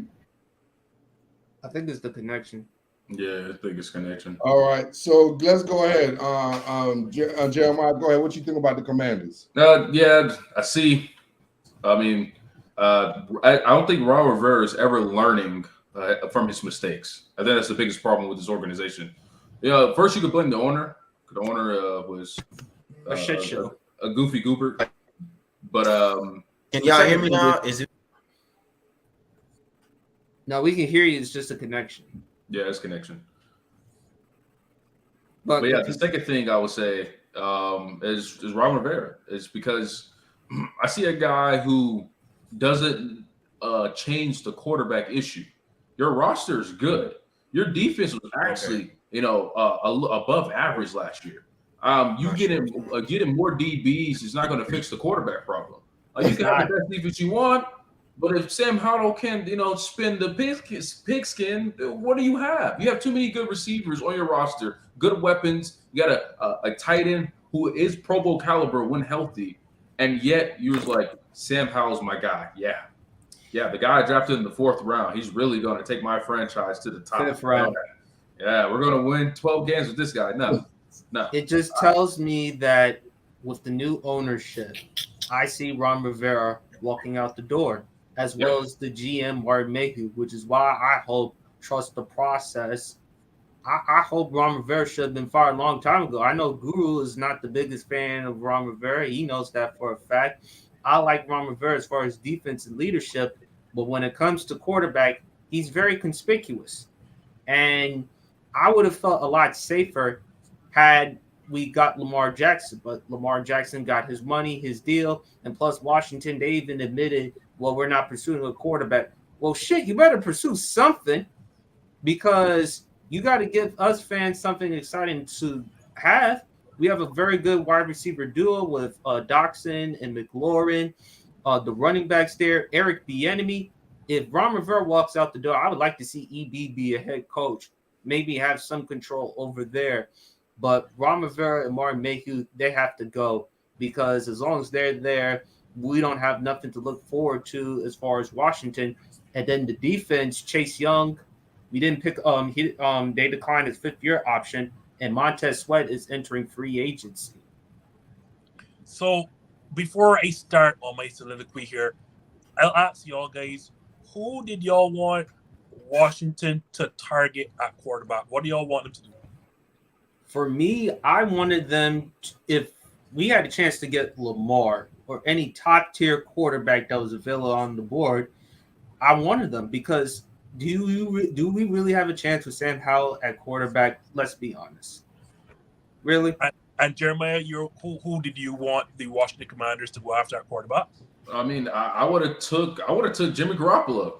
That'd be fine. I'm honest because this guy, when healthy, has proven with good weapons. They have a ton of good weapons. Jahan Dotson, Terry McLaurin, Logan Thomas, Curtis Samuel. You got Brian Robertson in the backfield. They have talent. When having proven talent, Jimmy Garoppolo, and then he got paid chump change. It's not like he was expensive. Just toss him. Because if you really believe Sam Howell's the guy, then Jimmy Garoppolo would be a good backup. If you really believe he was the guy. Worst case scenario, you go with Jimmy Garoppolo, Sam Howell's the backup, and go into the season. Because right now you're not competing. Unless Sam Howell turns into a competent quarterback, I don't think they're competing right now. They're not. And here, so hold my beer because this is going to shock y'all when I give them this rate. I am going to give them a B simply because I'm going to answer this question. I might have put him on mute. Hold on, and I'm going to answer each and every one of their questions. The first thing first, no one went after Lamar Jackson because they all knew there was never a chance that Lamar Jackson was leaving Baltimore. So let's cross that out the thing. Let's cross Lamar out of the like. They were never going to get Lamar Jackson, and they knew it. Hence why they never went after him. Jimmy Garoppolo, for as good as a quarterback I think he is, your best ability is your availability. And at the very worst, Jimmy Garoppolo would have been a stopgap measure. He would not have been the long-term answer to your question. The reason I am giving the Washington Commanders a B because they did not do the nonsensical thing that I thought they might have done and gone after 2 quarterbacks that would not have been worth it in this draft, and there are only 2 good quarterbacks in this draft, by the way, which are the 2 that went 1 and 2, Bryce Young and CJ Stroud. You were not going to get them without spending a ton of draft capital. They could not get them, fine. Then they passed smartly on Will Levis because I do not think that this is a starting quarterback in the NFL. It is clear to me, it is not that they think Sam Howell is the guy going forward. It is clear they said, we do not have any better options right now. We can't get the quarterback we want via trade. We cannot get a quarterback in the draft without spending tons of draft capital. For me, on the outside looking in, and I could be wrong, it is clear they are targeting Caleb Williams. And I think that is a smart decision. Because if that's the case, I'm for that. But right. in order for that to happen, they have to tank. Exactly. And there is no GM in their right mind honestly thinks Sam Howell is the future of the franchise. No one thinks that. So that's why I'm not worried about the Washington Commanders, because they do not think that this guy. So why waste a high draft pick just to see I am getting a quarterback in the building to appease fans? That's stupid. I would not take Will Levis either. I was not moving up to get Anthony Richards either. I was not going to take, or Richardson, sorry. I'm not going to waste money or draft capital trying to get Jimmy Garoppolo, and I'm certainly as hell not going to do Baltimore's work for them, because that's all Baltimore was waiting. They were waiting for some idiot to sit down and set the market for Lamar Jackson, and then they matched the contract. That was all they were doing. So Washington played this smart. They were not going to get the quarterback that they really want. They were not going to overpay on one, and they were not going to overdraft a bad quarterback. And that's why it gave them a B, because I was so worried that Washington, desperate for a quarterback, was going to take anything that came their way. As y'all said, we all like Emmanuel Forbes. They doubled down to get another defensive back, and they said, we are going to go with prime elite talent at, certain like cornerback position until we can find the quarterback that we want. And the mere fact that they avoided going after bad quarterbacks, either at high draft picks or big money, yeah, that's why they get B for me. All right, so before you go, Guru, I got a question. So if the Commanders tank, that means they'll most likely have a horrible offense. And because Eric Bieniemy is, finally got an offensive coordinator job where he gets to call it offense, he ain't gonna get a head coaching job after that. Job status. What's that? I didn't hear you. Doesn't that affect Eric Bieniemy's job status if they tank for Caleb? Yeah, but let's be honest. If Eric Bieniemy is yet to get a head coaching job, no, it's never coming. It's never coming. And then we can talk about how good Eric Bieniemy or Andy Reid is. We don't know who the real mastermind is of these plays. The reality of the situation, as we can know, it doesn't matter who is calling your plays if your quarterback is bad.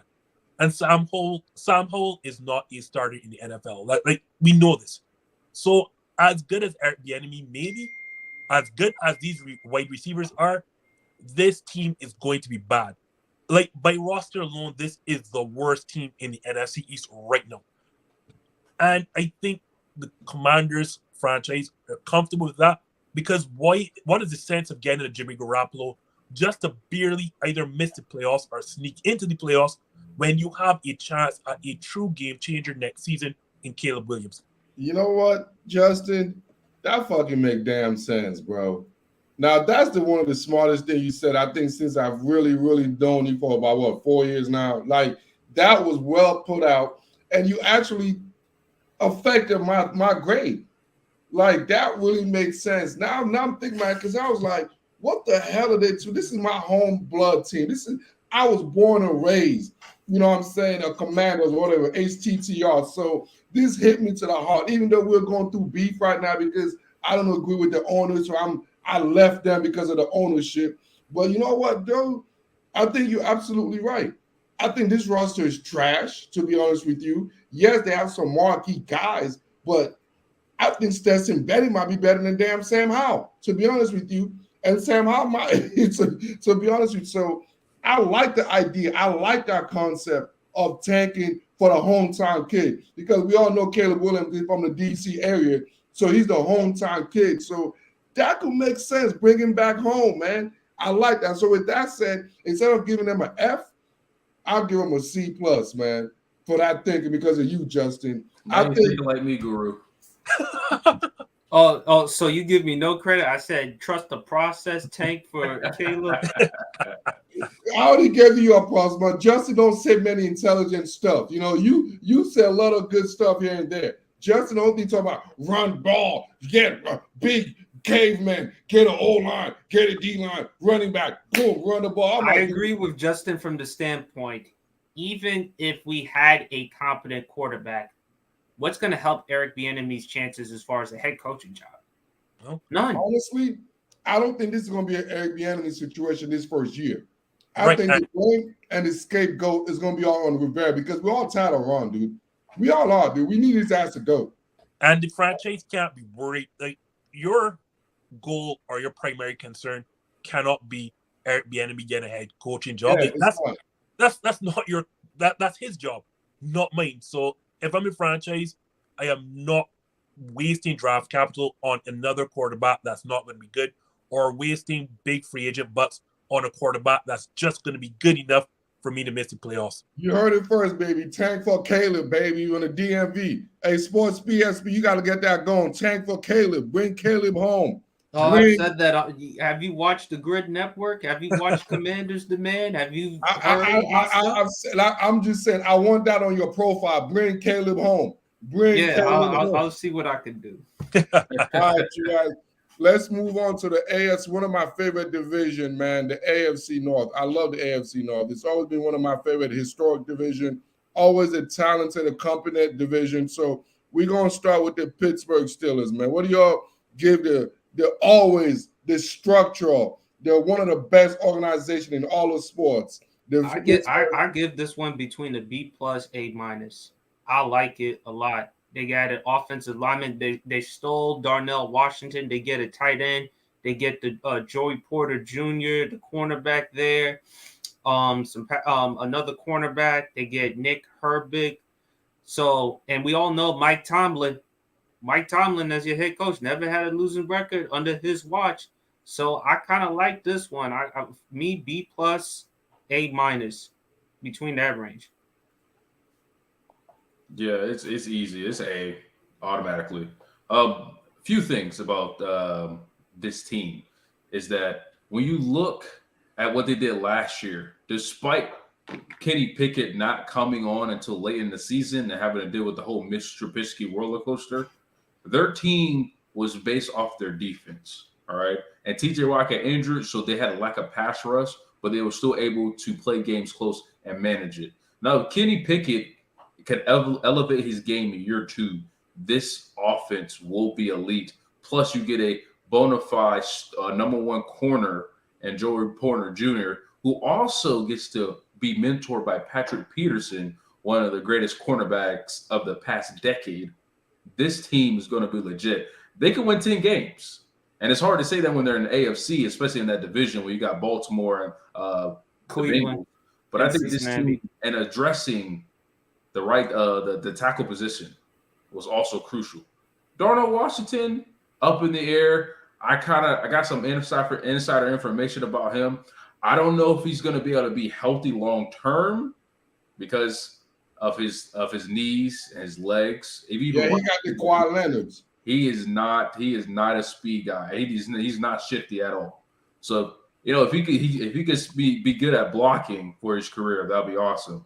But getting Joey Porter Jr. and Broderick Jones to tackle would tremendously help this team be elevated to a 10-win team. There's not much more I can say other than it's an A. Like, the mere fact that you got Darnell Washington, like, forget the injury concerns. That is not a major point because you got him at 93 overall. So, like, getting him there, like, if it doesn't work out, well, so be it. You address your offensive tackle spot on the left-hand side. You got Joey Porter Jr. Like, the mere fact that not only were you able to get a top corner, but a top corner with Pittsburgh Steelers roots. Like, we all know his father played for the organization. So to bring him home, like, yeah, this was a top 5 draft for me. So y'all already said enough. I'm not going to add much more. Nothing more to continue wasting viewers' time. Absolutely. Outstanding draft pick. I mean, we expect this from the Pittsburgh Steelers. So I'm going to go with you guys. I believe it's an A draft. They hit everything. Even though I'm not a big fan of a couple of the players, but I do love Corey Trice Jr. I think that's the name you all should watch out for. That kid got superb talent, man. The 7th round cornerback. But all in all, the Pittsburgh organization do what the Pittsburgh organization do. They draft and they develop. So that's an A grade. So moving on. Let's talk about my man Sports PSP Baltimore Ravens, because he brought up more Lamar Jackson as soon as he fucking got on here. He got his money. Stop hating on him. The first thing he said, this guy's been a Lamar Jackson lover, and he's a crowd like this. He wants Lamar to come to Washington. Also, like, here's Dan Lamar. So here's your stage. Talk about the Baltimore Ravens and Lamar Jackson, man. This is a really solid draft by Baltimore. I don't know what grade, but maybe BB plus. I like Zay Flowers, another weapon there for him, Odell, Lamar. So the offense, they should be stacked. The linebacker Trenton Simpson from Clemson. They added some offensive linemen to help out Lamar, because we all know Lamar the past couple of seasons, he's been nicked up due to injury. So I kind of like it for Baltimore. They finally took care of the contract, even though Guru never wanted Lamar to get his money. But, yeah, he's always been hated, especially the black quarterbacks. But that's here, no there. Hey, look at the episode a month ago. What we did with him. It was just killing him. But this is a B plus for Baltimore. I like it, especially with Zay Flowers there. I think defensively, we know what Baltimore represents. So I think this is really good for Baltimore. Jeremiah, go ahead, since you're already talking shit. Oh, easily. Okay, number one, my guy got his money. I show this all the time. Big Lamar Jackson fan. Okay, we know you guys. I got this from. I drove about 12 hours because I live in Georgia. I went to the Pro Football Hall of Fame just to get this. I drove 12 hours in a car just to get this thing. Right. I would hope that is not all your 12 hours was worth. But yeah, it was. But still, a big fan. Like, if I had I have two teams that live in Atlanta, so I'm a Falcons fan, but I grew up in Jacksonville, so I'm a Jaguars fan also. But when I'm just watching a team, it's the Baltimore Ravens. I like the way the organization has been run for the past decade. Good head coach, good GM, and now they have a quarterback who's MVP caliber quarterback, and now he got paid. Let's start off with getting Zay Flowers. Most people compare him to Marquise Brown. I thought Marquise Brown was just a speed guy. I'm a big play guy. I can get down the field. I can run a post route, and I can get you chunk plays when you need it. Zay Flowers can run the whole route tree, and he's physical. That's what I like about him. I mean, if you remember Steve Smith Sr., we talked about him earlier from Carolina Panthers. That's his comp, in my opinion. He's a receiver that's compact, but has a lot of muscle and will jam you at the line of scrimmage and catch a lot of footballs. Rashad Bateman will be coming back. He's another guy who's a speed guy. Their running game is going to be automatically powerful because Lamar Jackson's at the quarterback. J.K. Dobbins and Gus Edwards get a full offseason to be able to come for those injuries they had that were battling last year. So seeing those, and then you get Trenton Trenton from Clemson, the linebacker, because I don't think Patrick Queen will be coming back next year. I mean, the next season, because he didn't pick up the fifth-year option. So unless he has a stellar breakout, fourth year, I don't see Patrick Queen coming back and be on free agency. So I think getting Trenton will be his replacement on the cheaper dollar. So the Ravens will be a solid team in the AFC. Guru. I'm sorry. And before you even get to draft, whether you like Lamar Jackson or not, Baltimore Ravens were not in a position to be able or to afford not bringing him back. Like, that's crazy. You can't lose a quarterback, a top 10 quarterback in the league for absolutely nothing, or 2 first-round picks. Like, that's crazy. So the mere fact that you brought him back, you immediately won draft night. And then what do you do when you bring him up? You add Zay Flowers. So, and Odell Beckham. And Odell Beckham Jr. So no, you've added weapons. Whether Lamar Jackson can utilize them or not is another question that we're going to figure out in this season to come. But the reason I really like this draft is not even because you brought back your quarterback or you added 2 weapons. It's the fact that we overlook, as talented by name the defense is they had problems last season holding on to big second half leads. So then what did they do? They shore up the front of that defense. Again, I keep telling you, Guru, football is run in the trenches. So they shore up the front of the defense. As you all said, they got Trenton Simpson, and they turned around, got the edge rusher from Mississippi. I think that this was a great overall draft because not only did you bring back your quarterback, not only did you replace the offensive coordinator in Greg Roman to diversify this offense, you gave him weapons, and then you addressed a very, very overrated defense that was causing you problems down the end of the season. I think there was a point in time up to week 10 or week 11 or even week 12 where the Baltimore Ravens in every single game had a fourth quarter lead. Every single one. Like, you clearly didn't. You were not protecting leads, and the best way to protect the lead is to get after the quarterback. I give this draft a name. All right, so I like the Baltimore Ravens organization. I always love the organization, you know. And other people in this panel might talk shit about, oh, you don't like black quarterbacks, but I like Kyler. I like Jalen Hurts. Wait, what? You like Kyler Murray? Anyways, no, don't now. Come on now, don't disrespect Kyler. I'm an OU fan. Come on, man. Don't do that. Like I said, we have other people in this panel who wants to throw in, oh, you don't like black quarterbacks, but it's kind of funny to me, right? We talk about that's because you don't. I just named you guys I like, but they're not black though, right? They're not black. They're not black. Biracial quarterbacks. You like Dak Prescott more than Lamar. Hey, let me get back to what I gotta say because I got guys coming out from my head right now. That first of all, I remember when I talk about the Bills, and we all did, except me, obviously, because I love Brandon Beane and what the Bills dog. You guys were like, oh, Josh Allen not supposed to run the ball so much by himself. Oh, rah, rah, rah, rah. All this bullshit y'all said, and Josh Allen's never missed a game because of, oh, he ran the ball. But Lamar Jackson run the hell out the fucking ball. You guys are not talking about get him a running back. Why didn't you guys get his ass a running back? But anyways, I didn't want to say that. I just want to say something else. Y'all didn't hear that. You all definitely didn't hear that from me. But overall, the Ravens did a very good job. They're doing everything they could to help Lamar maximize his ability, you know, by getting obviously Zay Flowers, you know, by giving him options. So I think this is a very good draft. But at the end of the day, I'm not a Lamar hater. I just don't like Lamar's game personally. But you like Kyler Murray? I like Kyler Murray's game more than I like Lamar's. Now, wait a minute, Justin. Why you hate Kyler Murray? What is there to like about Kyler Murray?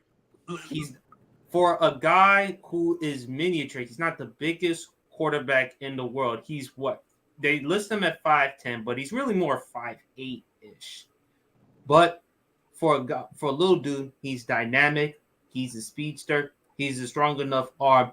The problem with Kyler Murray has been his attitude, his personality, and that's part of quarterback. Right, that's the problem people have with Kyler Murray, including myself, who is an OU fan, and I love Kyler Murray. But I didn't think that's a problem because you're remembering OU days. But here is again, I've told you all about quarterbacks, right? And this is why short quarterbacks struggle. Do you know there's a reason that Kyler Murray constantly gets hit and gets hurt, right? It's because he is so small, he has to get outside the pocket to do his thing. Like he cannot see in the pocket. And don't think that's over-exaggerated. That's a real thing.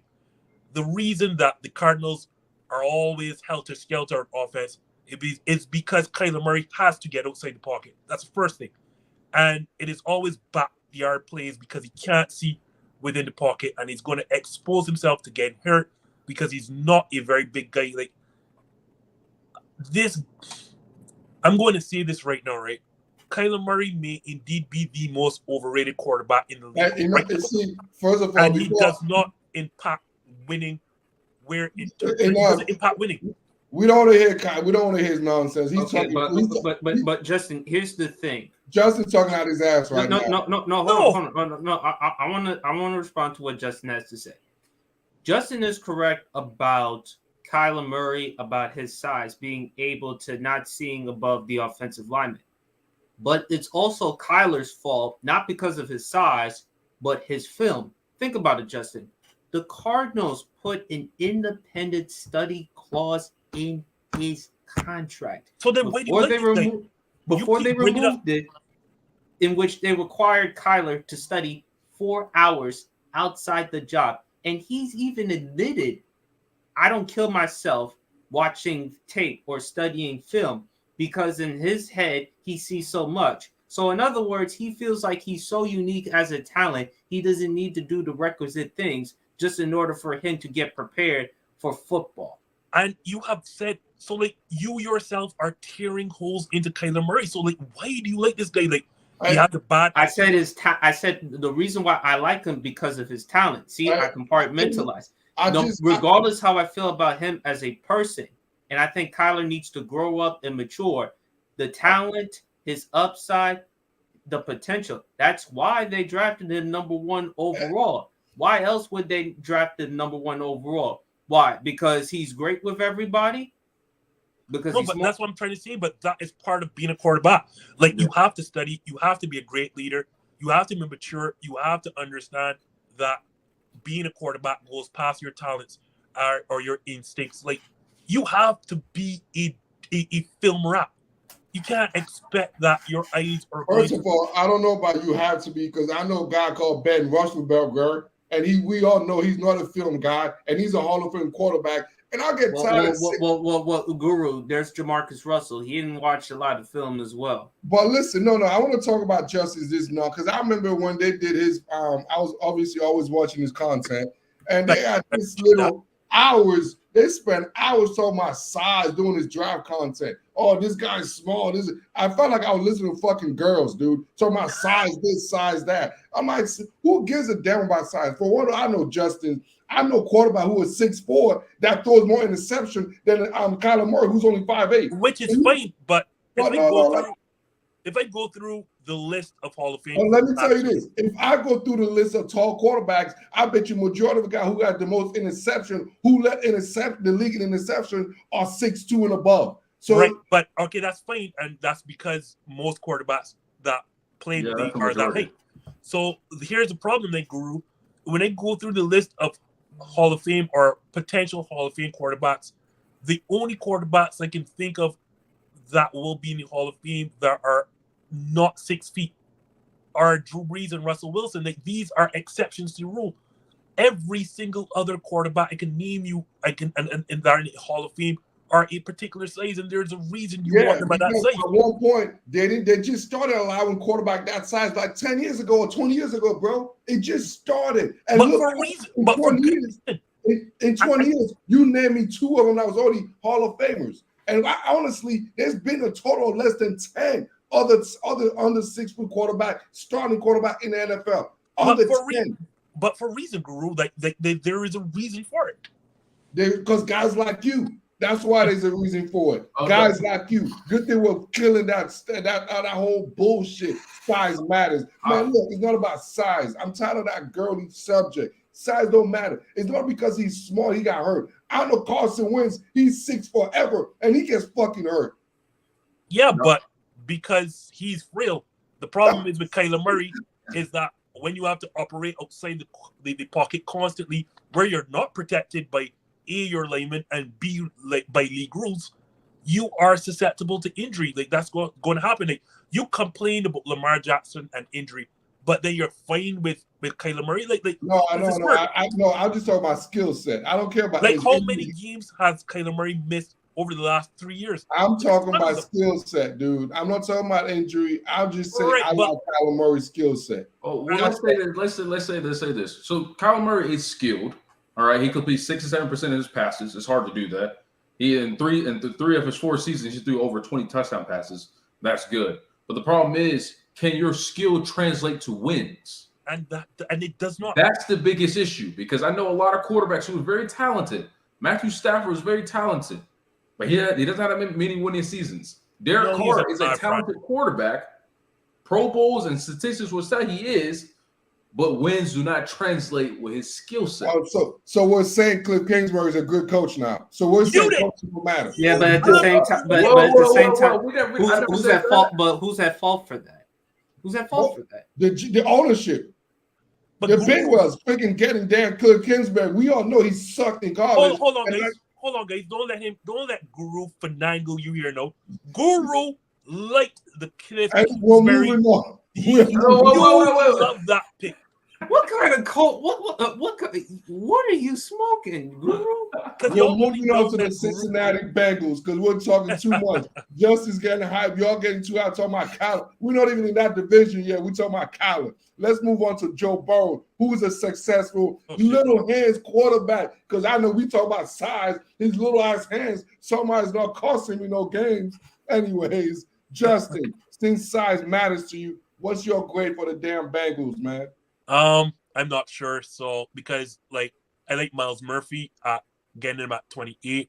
But you could get a high level corner at 60. I always like that. So for right now, like past that, I don't know much about the players after that. So for me, then I will give him a C plus B minus because I will admit I don't know much about the players that they drafted. So beyond Miles Murphy, I'm not sure Do here. you know any of the Cincinnati roster really? Like, who knows them other than the big three? I mean, I would say I do, but man, look, we ain't talking about you. I will give them a C plus B minus because I honestly will say I am not certain about this draft that they had. Good. That means all right. Go. You go ahead and say I do. Go. Come on, Jeremiah. I do. Let's start here. All right. So they lost their safeties. That was the biggest concern in the offseason. They lost Von Bell and Jesse Bates. Von Bell will go to the Panthers. Jesse Bates will go to the Falcons. Right. So what they do? They drafted a guy out of Michigan last year and a safety already to prepare for the contracts that were going to be up because they knew they were going to sign Jesse Bates. The organization are cheapskates. They're not going to sign people to big contracts. They don't like doing that. So, and then they got a safety in the draft from Bama and Jordan Battle, who I really love. And then they addressed the corner position and get a DJ Turner. And the one thing that you could never have enough of is pass rushers. So getting Miles Murphy in the first round, pairing him with Trey Hendrickson, who had a Pro Bowl season, and guys like Sam Hubbard, who just relentless on the field, was great draft picks. Their offense is already stellar.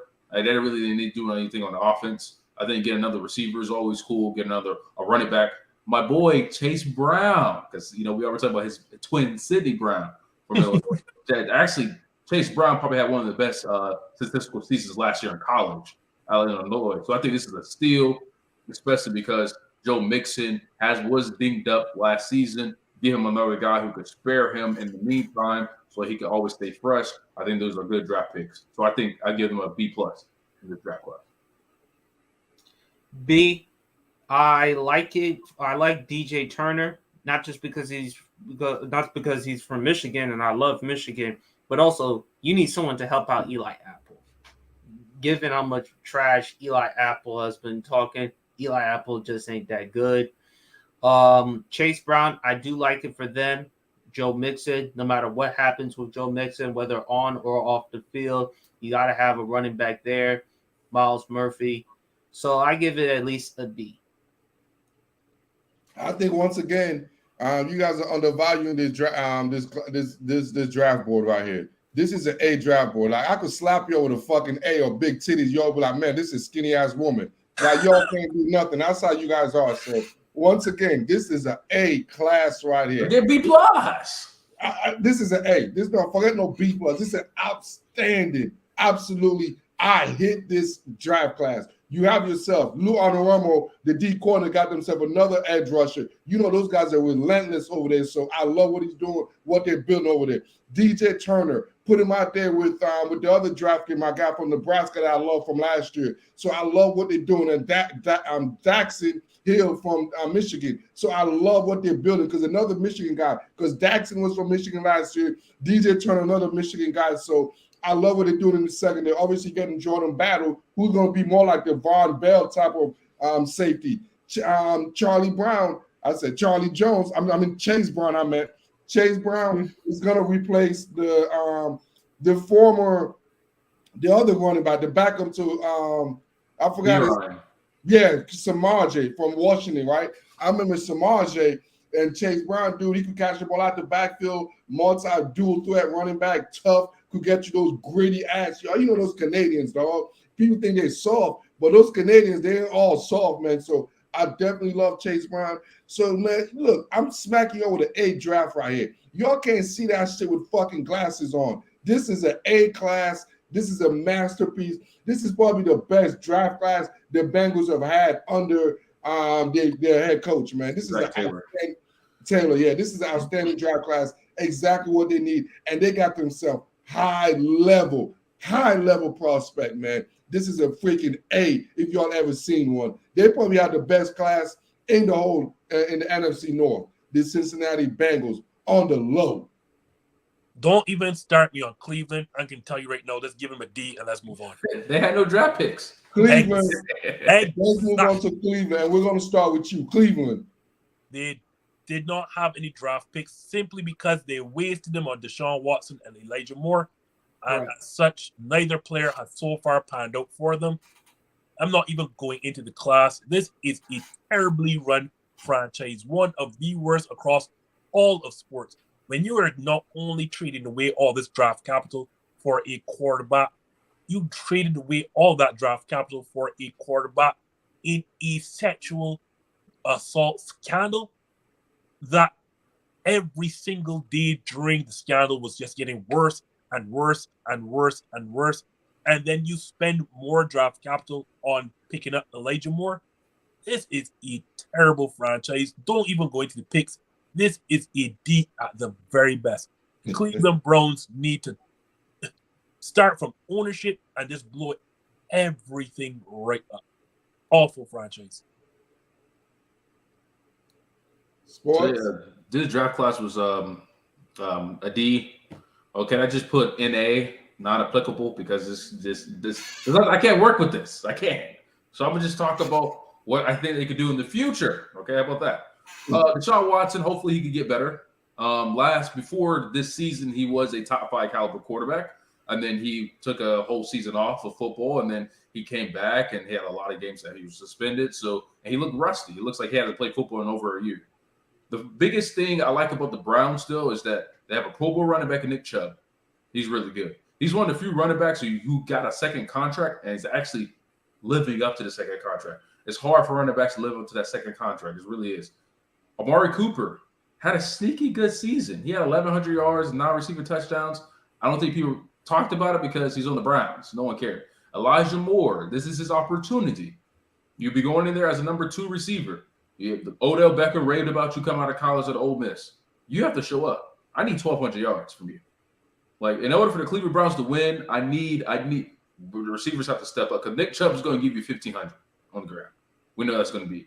Deshaun Watson is going to be chucking it up because he's going to be in shootouts. I need you to get open. That's the only way this team wins because their defense is not good. They only have one good defensive player, and that's Myles Garrett. So this team, and coming into the season, they're in probably the hardest division. You can argue this is the hardest, or the AFC West. But in order to battle with Bengals and the Ravens, shootouts. And Elijah Moore and receivers have to step up. Sports. It has to be like a D minus. We knew that they weren't going to make any big moves in the draft, considering all the draft picks they had to give up just in order to take Deshaun Watson, and then on top of that, give him $230 million, fully guaranteed, which that is a shit ton of money. But they did get a wide receiver, Cedric Tillman. They needed someone to add depth, given the fact that one of the wide receivers who was injured, I forget his name. I did like the offensive tackle, Dawan Jones, but in the end, it's not enough. Cleveland, Amari Cooper, I like him a lot because of his route running, the separation that he brings. Elijah Moore, he wanted to go somewhere else. He couldn't take it anymore in New York. Okay, so now that you're on a different team, there's going to be expectations for you to step up, and you're playing with a quarterback, assuming that he's healthy, a top 10 quarterback in the NFL in Deshaun Watson, if he can resemble to being the player he once was. And we have an elite running game with Chubb. The problem with Cleveland, I think it's defensively. Other than Myles Garrett and to a lesser extent Denzel Ward, who's really a difference maker on that team. So Cleveland, D minus. You know what? I have high respect for Andrew Berry, the Cleveland GM. I think he's an outstanding personnel director. I love Andrew Berry. And I think you guys were kind of harsh on the Cleveland Browns, to be honest with you. I think we all knew last year was a bullshit year. I mean, it's like we knew what it was going to be. And I think the roster is definitely built. I think they have Myles Garrett. I love JOK. I think he's a premier linebacker, and I think he's going to be one of them. He's going to shuck. He's going to be a household name next year. Obviously, Desmond Ward. I like the cornerback Newsome. I like the pieces. Cleveland is. I'm going to give you all a hint. Cleveland is one of my team that I'm going to keep an eye on. That I see them making the playoff next year. I think Cleveland has a squad, and they have the roster to make the playoff next year. I think they're better than the Miami. Where they finish in the division. Because no one sees us seeing them go number one in that division. It's hard to make the playoffs when you're number 4. Make the playoff next year. I'm telling y'all heard this, and I'm gonna make sure I remind y'all when they make the playoff next year. Every week, I'm gonna remind you guys that I told y'all Cleveland. I like Andrew Berry, man, and this draft grade, I give him a C just because of the quantity, lack thereof. But I love the quality. In fact, fuck it, I give it a C plus. To be honest with you, I'm closer to giving it a B because I really like Andrew Berry. Whoa! You can't just keep going up on your grades now. What you doing? I'm just saying. I'm giving. That's because he has so much value for black GMs instead of black quarterbacks. There we go. Mix into the Justin trade. When y'all get upset, always pull out, man, it's because they do this. The black coaching staff, the black quarterback, the black this. I'm like, look, man, I didn't go to HBCU. I'm not all about. I don't think I know black quarterbacks win Super Bowl. Black coaches win Super Bowl. That's all I know. Mike Tomlin, one of the greatest black coaches, period coach in the NFL, but neither here or there. I know who I'm speaking with Justin and Sports PSP. Y'all dudes, when y'all got nothing else to say, oh man, because he ain't like I'm not that guy. All right, so let's move on to the next. Go. We all love the Cleveland Browns. I mean, I love the Cleveland Browns. So I want to move on to the next one. We almost getting there. The NFC North, the area where Justin is definitely. Just start with the Packers because they have to leave right now. So start the Packers and then let's go to the Packers. Justin, stick with your cheesehead. What do you grade your damn Packers? I had to message you as it draft went on, right, just to make sure, right, and then afterwards I caught up on these players. This was the third best draft in the entire draft process, in my estimation. It's an A. Like the first thing, as again I told y'all, best player available over need. And it met here when you got Lucas Van Ness. We had a situation when the pass rush was just Rashawn Gary. Then Rashawn Gary went down and there was no pass rush at all. The Packers were not getting home. Everyone outside of the organization talks, the Packers don't draft first-round wide receivers. The Packers as an organization do not value wide receiver as a first-round grade. There are just certain premier positions the Packers look at and do not think that wide receiver fits a first-round grade unless that wide receiver is outstanding. Getting Lucas Van Ness here at number 13 as just a guy to rush the passer could not have gotten a better pick there. Then you go Luke Musgrave, arguably the most athletic tight end, and as Guru correctly informed me, this is a guy who's going to fit the scheme perfectly. Why? Because he's not just a pass rushing or pass catching tight end. This is a blocking tight end as well. And the Packers now with Jordan Love, with Aaron Jones, with AJ Dillon, they are coming just to run the football. It is going to be run. And any passing that Jordan Love does is going to come out of play action for naked bootlegs. Then you had Jaden Reed. I want people to understand what the Packers do. This is not a fluke in what they do with wide receivers. The Packers know how to develop wide receivers. They get them in the second round, and they know this is high quality. It is not just Christian Watson. It is not just Randall Cobb. It is not just Jordy Nelson. It is Devontae Adams.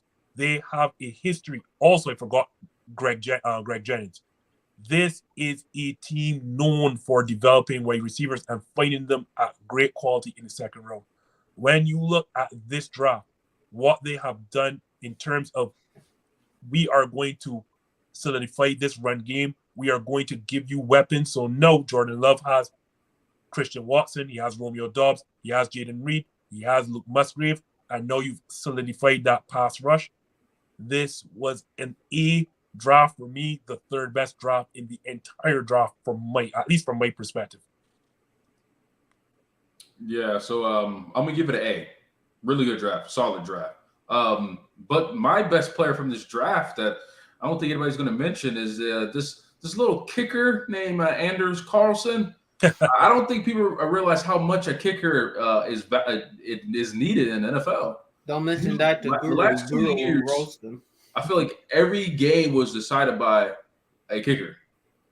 Kickers would determine your fate, whether you lose or win games. And since Matt Crosby is getting old, Mason Crosby is basically he's done. But Crosby's getting old, so you need a new kicker. Now, hopefully, this kicker is good because if he's not, that's good. It's going to suffer the Packers because I see the Packers kicking a lot of field goals. Also, Luke Van Ness, my comp for him was George Karlaftis, the guy the Chiefs drafted last year.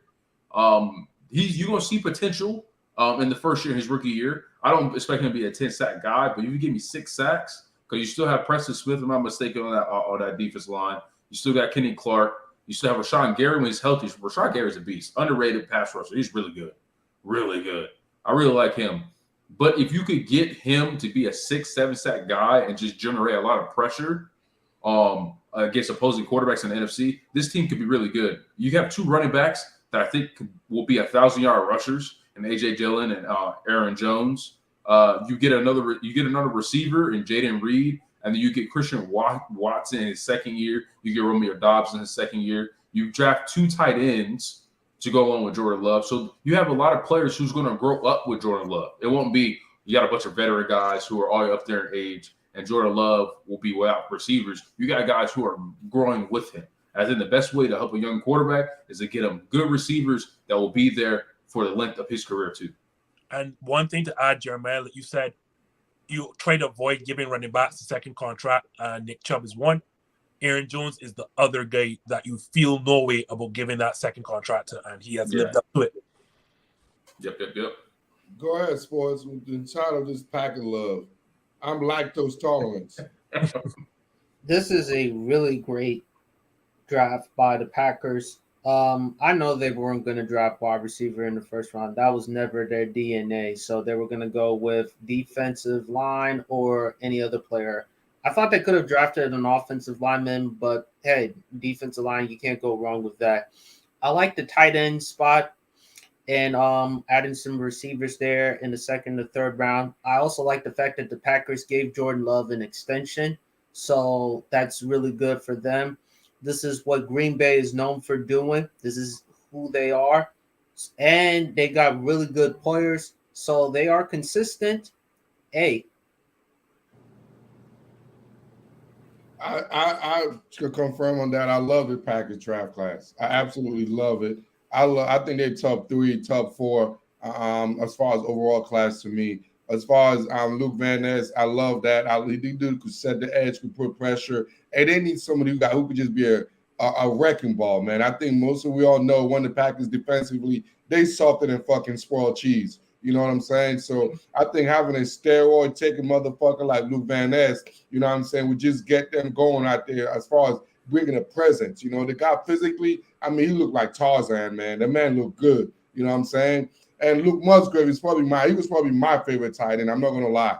He was my favorite tight end. Being in the West Coast, I saw him play quite a bit. I love it. He was my favorite tight end out of all the tight ends, including Dalton Kincaid. So I think and the Packers are known for having elite tight ends and know how to develop tight ends. So all in all, man, I think they got enough players that they could develop because they're a very, very high level development program organization. So I love what they did, man. I think this was a high level. I think the Eagles get all the publicity as far as the drafting, but damn it, man, Brian Gutekunst and company, man, they out there, they straight hit a home run right here, man. So wait, hold on. Before I hop off, you just gave my Packers love. Are we sure we're in the same show? Like, is this the same Guru? You just gave the Green Bay Packers love. That's all. You guys are the real haters. I give love when love's needed. You know what I'm saying? When I smell bullshit, I'm gonna call bullshit. Just that's how I do it. And as I'm hopping up now, I'll tell you who I thought was the team with the best draft class, and not because Guru is here hosting the show, but I thought it's the Seattle Seahawks. I honestly thought that Seahawks draft class, when you get the top rated wide receiver, and you get the top rated center, the second best running back in the class, I don't think, and the top rated corner in the class. David Witherspoon, yes, sir. Yeah, the top rated wide receiver, top rated corner, second best running back, top rated center. Yeah, it's kind of hard for me to say that somebody drafted better than Seattle. Gentlemen, I hope that I am following all of you. I know for sure I'm following sports, so I hope that y'all follow me back on Instagram so I can have y'all on my show. Never gonna have Guru on my show because he's too wild. He doesn't know football at all. He's just guessing and talking rubbish. Oh yeah, man! I definitely go follow the social media pages Love and it, man. the YouTube. If you want to know bullshit, if you want to hear bullshit, but at least it's good shit. You know what I'm saying? Like if you want to be entertained, this guy Justin, I'm telling you, this guy is consistent, man. Every Monday, I make sure I jump in on YouTube and I follow him because he has crazy panels, he has crazy takes, but in his head, he think it makes sense. That's why I got to school him. So if y'all want to be remedial, please go ahead and follow my guy Justin. And I joke, but really, there's nobody in this game right now that watches more film and studies more football than Guru. He may not understand what he's watching and studying, but no one watches more football than Guru. So Jeremiah Sports, Guru, have a great time. I've had a blast, and I'll message y'all later. All right, man. Take it easy, man. Oh man, let's go to the Minnesota Vikings, man. Who I thought they got one of the worst draft class, dog. I think out of all the draft classes, Minnesota is definitely my worst three as far as overall. Jordan Addison, I don't think I like the need, but I think they were so horrendous defensively, especially against the pass. I definitely anticipated a high-level cornerback or someone in the secondary. I was stupidly disappointed with what they did. Adding another receiver that fits that mold, I don't think it's going to help Kirk Cousins. I don't know what direction these franchises. That was a bad decision. Look, I like Jordan Addison as the number 2 because of Justin Jefferson, because of the departure of Adam Thielen. Mm-hmm. But that wasn't a necessity pick. They really needed help with their DBs. They could have went with some big physical corners or somebody like that. But I give this one C minus D. I give this straight a D. In fact, I'm not gonna lie, I failed him. I give him an F, dude. I give him an F because I thought they could have drafted a Cam Smith. They could have drafted someone. Man, I saw in Mekhi Blackman film. I mean, he's more of a slot corner to me, in my opinion. So this is an F, man. I don't know what the hell they were doing. Even though I had a high grade on Jordan Addison, I don't know what the hell direction they're moving towards, man. F. Yeah, I'm gonna give this a D. But I will say this because I have to go too, sadly, because I'm on the East Coast. But one thing I will say is that the one thing that Mike Zimmer failed at was getting that defense back to his 2017 caliber since. And now you have a new head coach, Kevin O'Connell, who is just trying to have a high-power offense the whole time. I'm like, that will fail you. Last year, you got away with it in a lot of close ball games. But in the future, it's just too hard to just be like, I'm going to score 30 points a game. I hope my defense don't give up 33. It's going to be very difficult. But they will score a lot of points this year. It'll be fun to watch if you're a Vikings fan. But if their defense, I mean, it's hard to win by defense. It's just too difficult. Actually, some of the most high-powered offenses don't win the Super Bowls because and furthermore, we already know the writing on the wall with Kirk Cousins. This is as far as he can go. Kirk Cousins is a solid. No one's saying he's a bum or a scrub. He's a very good quarterback, but the problem with him is he's not going to win you the big amount of games. He's going to pad his numbers. He's going to be consistent. That's about it. They should have addressed defense. Had they addressed defense on the earlier needs, we would have given it probably more like a B, somewhere around those lines. All right, Jeremiah, before you get out of here, man, tell us your number 1 rank as far as draft class. Number 1 rank draft class, I'm going to go to Eagles. I really love what the Eagles did. The stronger get stronger. I like what Howard Roseman does. He doesn't settle for being great. He want to be greater. So when you're a GM who have that mindset, just keep loading up, because when your veterans have time to get contracts, those young guys you've been developing, you could just plug them in, save money, keep building that team. I really love what the Eagles did. But Guru, appreciate it again. Always love being on the show. Sports PSP, man. I see what you do on the gram, man. I like someone who's pumping out content constantly, because in order to grow your presence on social media and on YouTube, you got to constantly pump out the content. So I really like what you're doing. I appreciate Thank you, man. it. I appreciate it. I'm glad this is a community of sports people, sports analysts, and people who love to talk sports, important sports podcasters, because we need more of those that in our space. I really love what y'all do. Thank you, man. Appreciate it, man. Y'all go ahead and follow my guy, man. I always like what he does. Mr. I got 60 seconds to tell you blah, blah, blah. Oh, and so you only get 60 seconds, man. You got 60 seconds. I'm like, you using 2 seconds out of your 60 by telling us I got 60 seconds. You know, you gotta have something catchy. Because now I'll be known for you see me reciting this shit. You caught me. I got 60. And you can tell my man Willie on that 60 seconds. Boom, I got 60 seconds. I'm like, come on. I'm gonna give you everything you wanted to know. I got a video actually coming out tomorrow, because I'm doing a series on players people forgot about in the NFL that were great. So stay tuned. I got a video dropping tomorrow. I have a feeling Roy Dunn is going to be around there. I got a feeling it's going to be a bunch of Southern players, man. I just have a feeling. Fucking regional bias ass, man. SEC regional bias ass. Dude. Hey, what can I say? What can I say? All the best players come from the South. Look, once again, regional bias, man. It's all good, man. I appreciate you, bro. All righty. Peace, man. Now I'm back. It's left to the infamous one, man. So let's talk Lions. Let's talk Detroit Lions, man. What do you think about that? Because they got the old internet going crazy. What you think? I think they were trying way too hard with Splash. I don't understand the Jahmyr Gibbs. Okay, fine, because you wanted to trade for the DeAndre Swift. I felt like they should have invested more on defense. I did like the Hendon Hooker pick, just in case no matter what happens with Jared Goff, hey, you get a competent quarterback in Hendon Hooker. Yes, he is coming off the torn ACL, but we'll see. But overall, I don't really like this pick with the draft of Detroit. They should have gotten more defense. Defense was a necessity for them. I should give this CC minus. Yeah, I'll give them a D, and I would give them an F. But I think I see what they were trying to do as far as sense. They made sense with. I like Gibbs, but not at that value. So I know they needed a running back, but not at that expense. So, and I do like Jack Campbell. I watched a lot of Iowa tape because there were some guys there, and the guy stood out on tape to me. So I think he fits what they needed as far as a downhill linebacker come out there. He's very athletic. He's sideline to sideline. So I like Jack Campbell pick. I think that's a perfect location for him.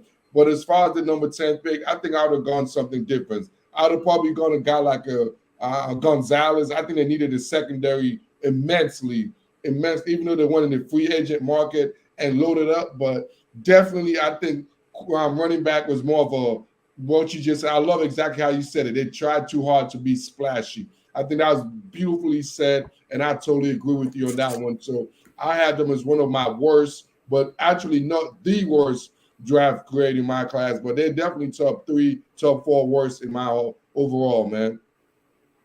Yeah, so let's move on to the Chicago Bears.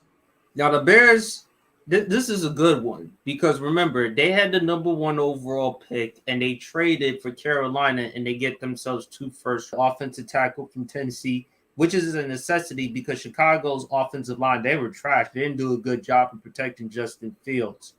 They did get DJ Moore in the trade. So you look at it, they get the defensive tackle from Florida. They get a DB. DBs, they needed help, especially with defense last year because they were terrible last year defensively. So I'm gonna give this at least a C+. I definitely concur with you. I think they did so much as far as the free agency market that solidified a lot of position as far as also moving down in the draft. I think Ryan Poles from the Bears GM, I think he did outstanding as far as playing the draft board. I think they solidified. They got the linebacker. They got Tremaine Edmonds. They did a lot of stuff as far as free agency, and I think they did a good job as far as the draft pick, as far as trading down, moving on with Justin Fields. Overall, man, I think this is a B- draft class for me, man. I like the offensive line pick. I think they attack needs on the defensive line, and the cornerback. Obviously, we know this is a cover 2 run scheme, so honestly, I think this is a big pick on B because I like the fact that they also added so much more players in free agency. So that's why I merged those two kind of together and give them a big B pickup for Ron Post. And I think the Bears are going to be one of the surprise team in the NFL for me next year. I really, really like the Bears moving on in the NFC North next year. What do you think? I agree. I mean, look, the NFC North, any team in that division could win. So I think Detroit, it wouldn't surprise me if Detroit wins it. I don't know about Minnesota. They're not going to replicate what they did this season, last season. So it's still available. Yeah, Minnesota a fluke. So now let's go up to, we got 2 more to go. So we got the AFC West. What you think about the Raiders? The always controversial Raiders. I did like the Michael Mayer pick because they needed depth at the tight end since the fact they got rid of Darren Waller. Okay, Tyree Wilson, they got the pass rusher there. I know for a fact they damn sure weren't taking Jalen Carter. So they got in some DBs. They got in Trey Tucker, the wide receiver. C-ish. Yeah, I think this is, honestly, we're used to grading the Raiders solo. I'm so used to giving an automatic D, you know what I mean? Almost an F. But then I actually really look back and really identify what they did. I like what they did. I think overall, I think this is a solid C plus B grade, man. I think they got guys that's going to come in, clock in, and they fit exactly what they were trying to develop over there as far as in the organization. I love Tyree Wilson. Obviously, I believe they decided we gotta have to have a dominant defensive line. So you can see they're paying attention to that aspect because of who they're playing that division. So I like Tyree Wilson with Max Crosby and Chandler Jones. I love that. And obviously, Michael Mayer, obviously you hit that with the loss of their tight end, Darren Waller. So that just made sense. And Michael is a 2-down type tight end. He could definitely catch the ball and also be he might be the best run blocking pass blocking and protection tight end in the game. So which will help Jimmy G. So, and obviously it seems like they always get D tackles, Alabama D tackles for some reason. So They love Alabama players, man. They do. All in all, I like a little sneaky pick from the DMV, Jacorian Benny from Maryland. I thought he has a good, solid season.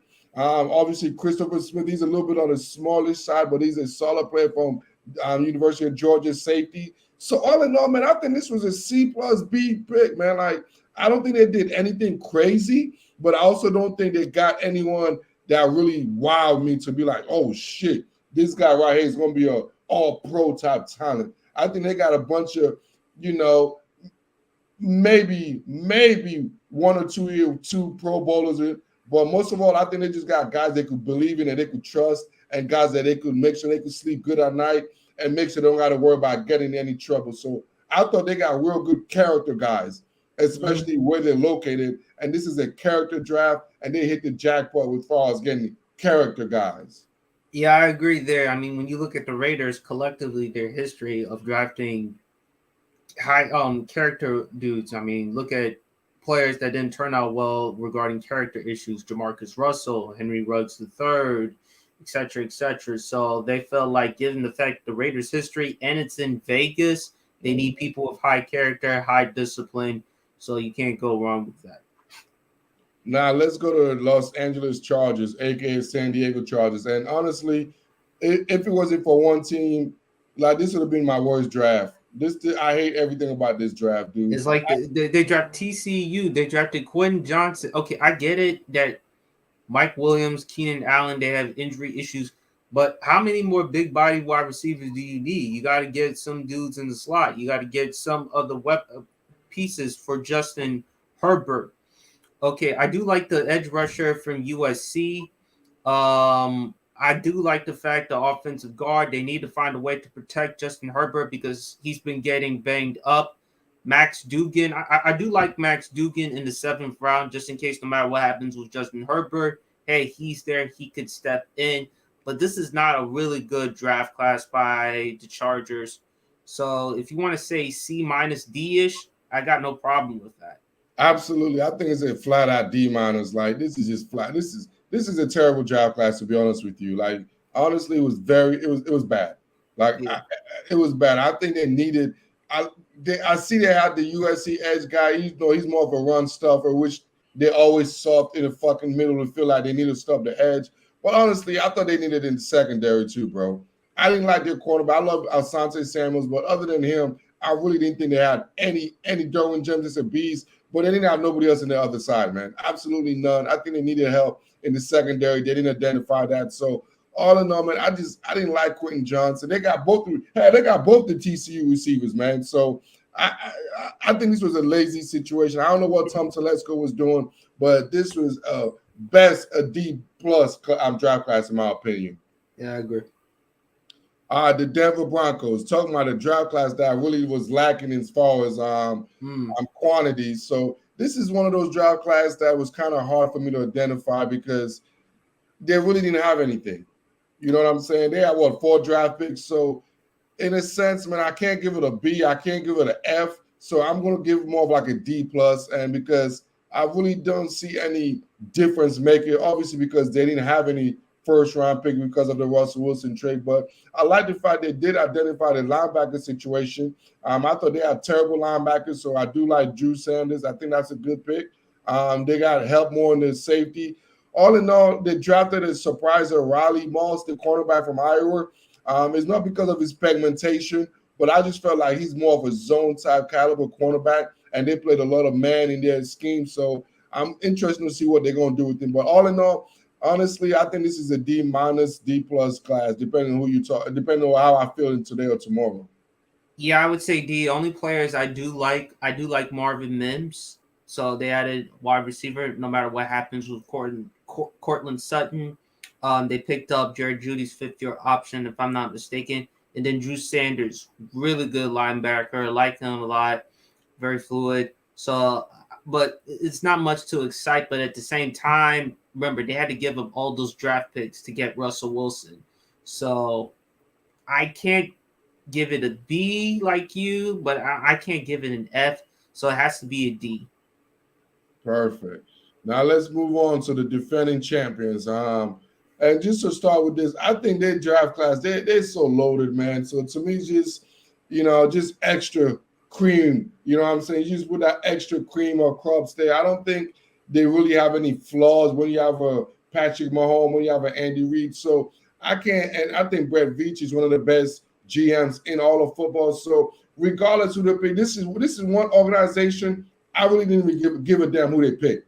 You know, I have so much confidence in Brett Veach and Andy Reid and what they're going to do as far as in-game game plan and just player personnel and just the culture and everything they have in Kansas City. It's like they could put my name and your name up there and I'll still give them a B grade. So honestly, just because I have to give them a grade, I don't believe it's an A because I don't think they needed an A class because they already have what they need as far as their personnel grouping. I'll give them a B just because it's Andy Reid and it's Brett Veach. B minus. I do really like the Rashee Rice. If you actually watch him from SMU, Patrick Mahomes, he's built a rapport with him pre-draft.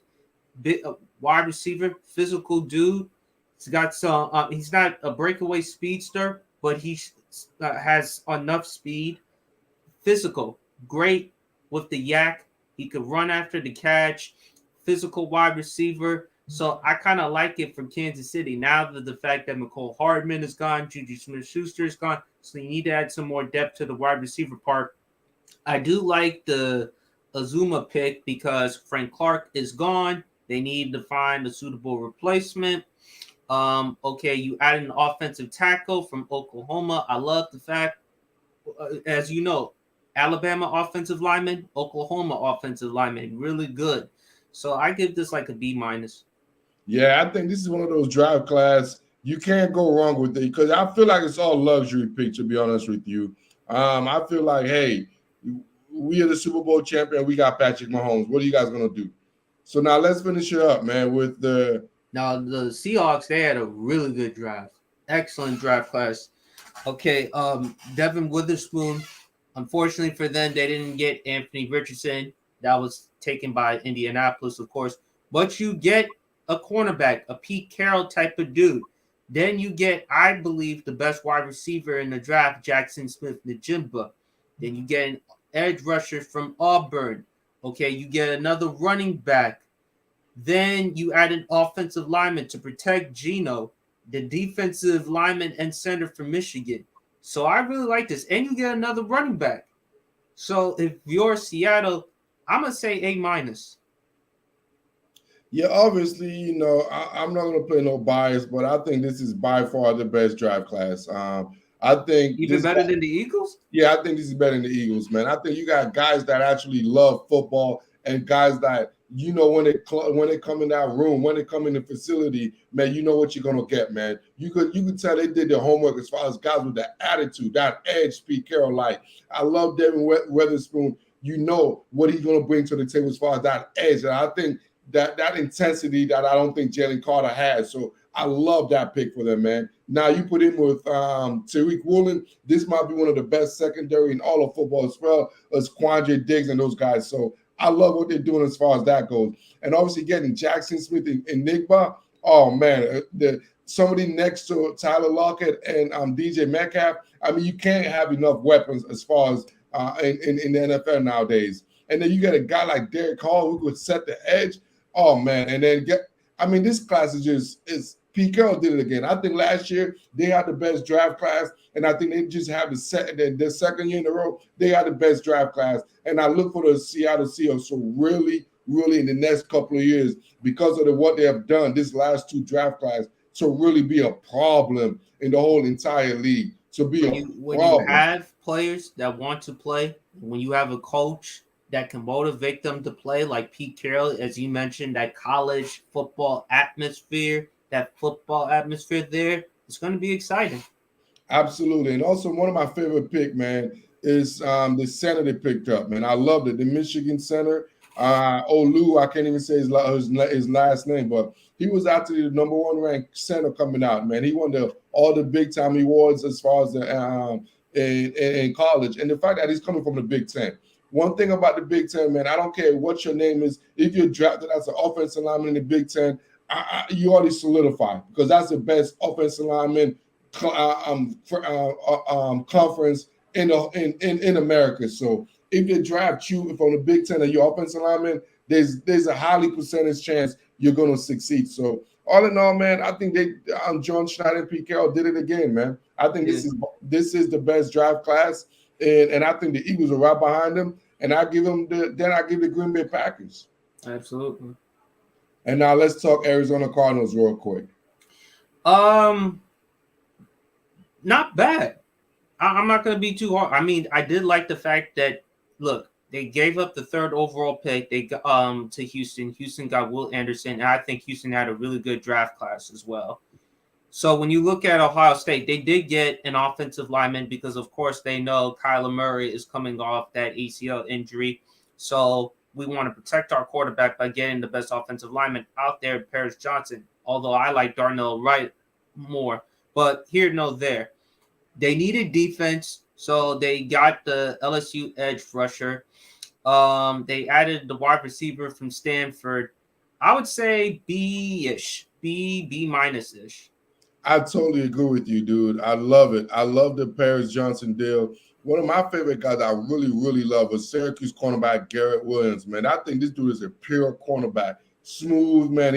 What are you talking about? A guy that you can tell from watching films, he's a guy that's played cornerback his entire life, from Pee-wee to high school to whatever to college. Like, he's just fluid. The nuances of playing cornerback, this guy has it, and they're obviously lacking that in Arizona. They don't have no DB. So, in a sense, I like this draft class. For the first draft class for the new coach and the new GM, it's nothing spectacular, but I think it's a good building block. Obviously, everything rides on Kyler Murray, but this is a very good building block for the Arizona Cardinals. So I give us a B. I definitely give it a high B, not one of the low Bs. The B that's so close to a B plus. That's why I give them, because I really think they identify needs and they got bodies. Because I feel like this franchise really, they need talent everywhere.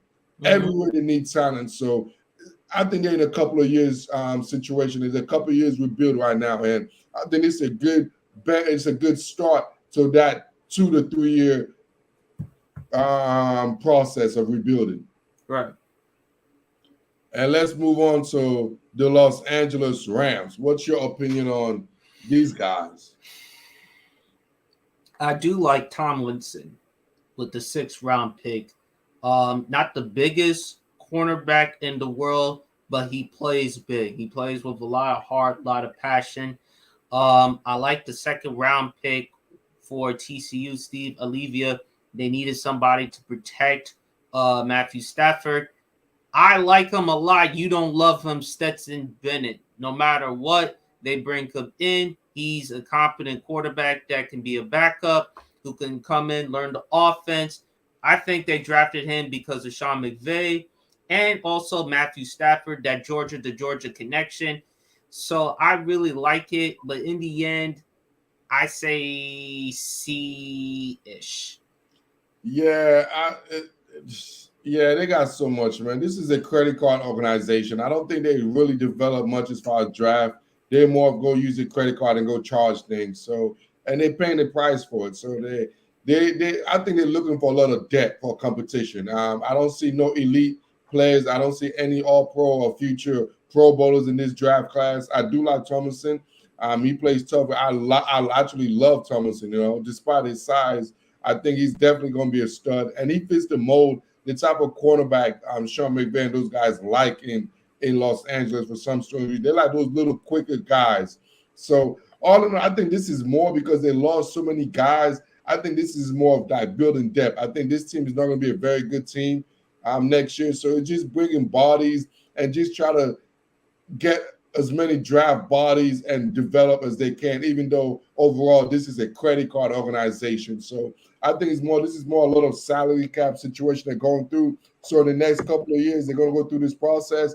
And then I could also see them using their credit card to get free agency, because I think this organization is built on free agent, not on draft players. I don't think they really do well as far as draft. I think they do well. They do better in free agency. And they're not a good draft organization personally. They're not known for history of developing draft players outside Aaron Donald.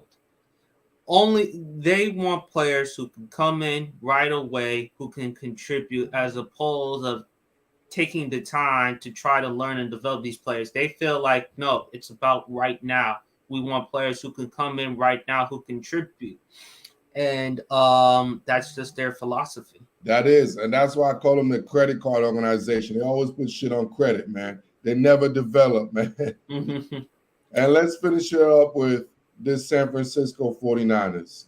I feel like no matter what, they're still going to be just fine. They're still going to compete out of the NFC. I still have the Eagles, 49ers in the Super Bowl, NFC Championship game.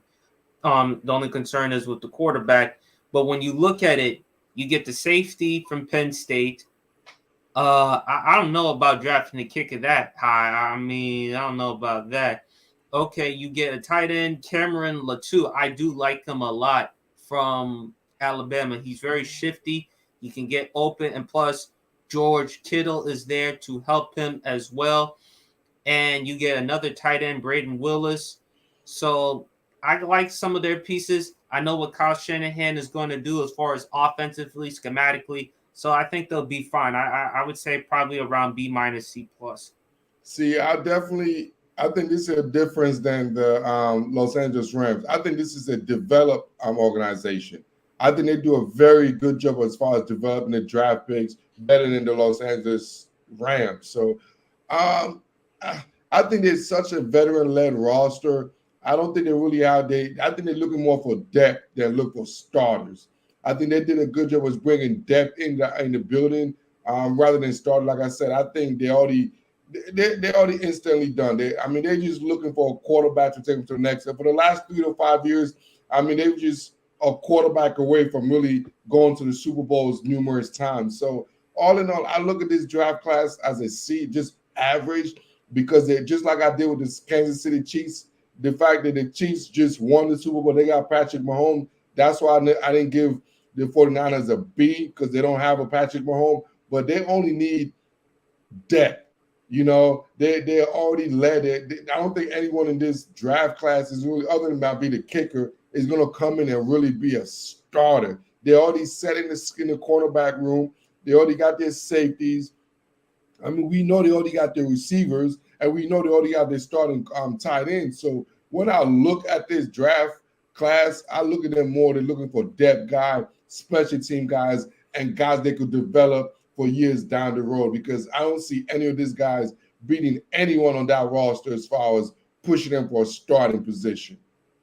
But the good thing is, though, yeah, I agree with you with the depth part. They're not going to start right away. No one's expecting them to start right away.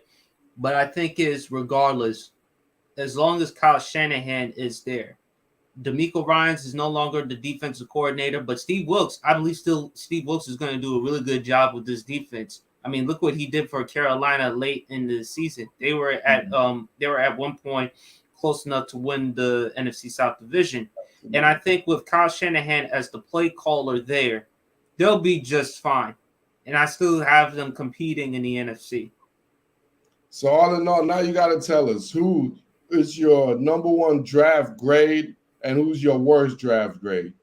I think the Eagles won the draft. Like I said, they picked the best player available other than Will Anderson and Jalen Carter. They stole him.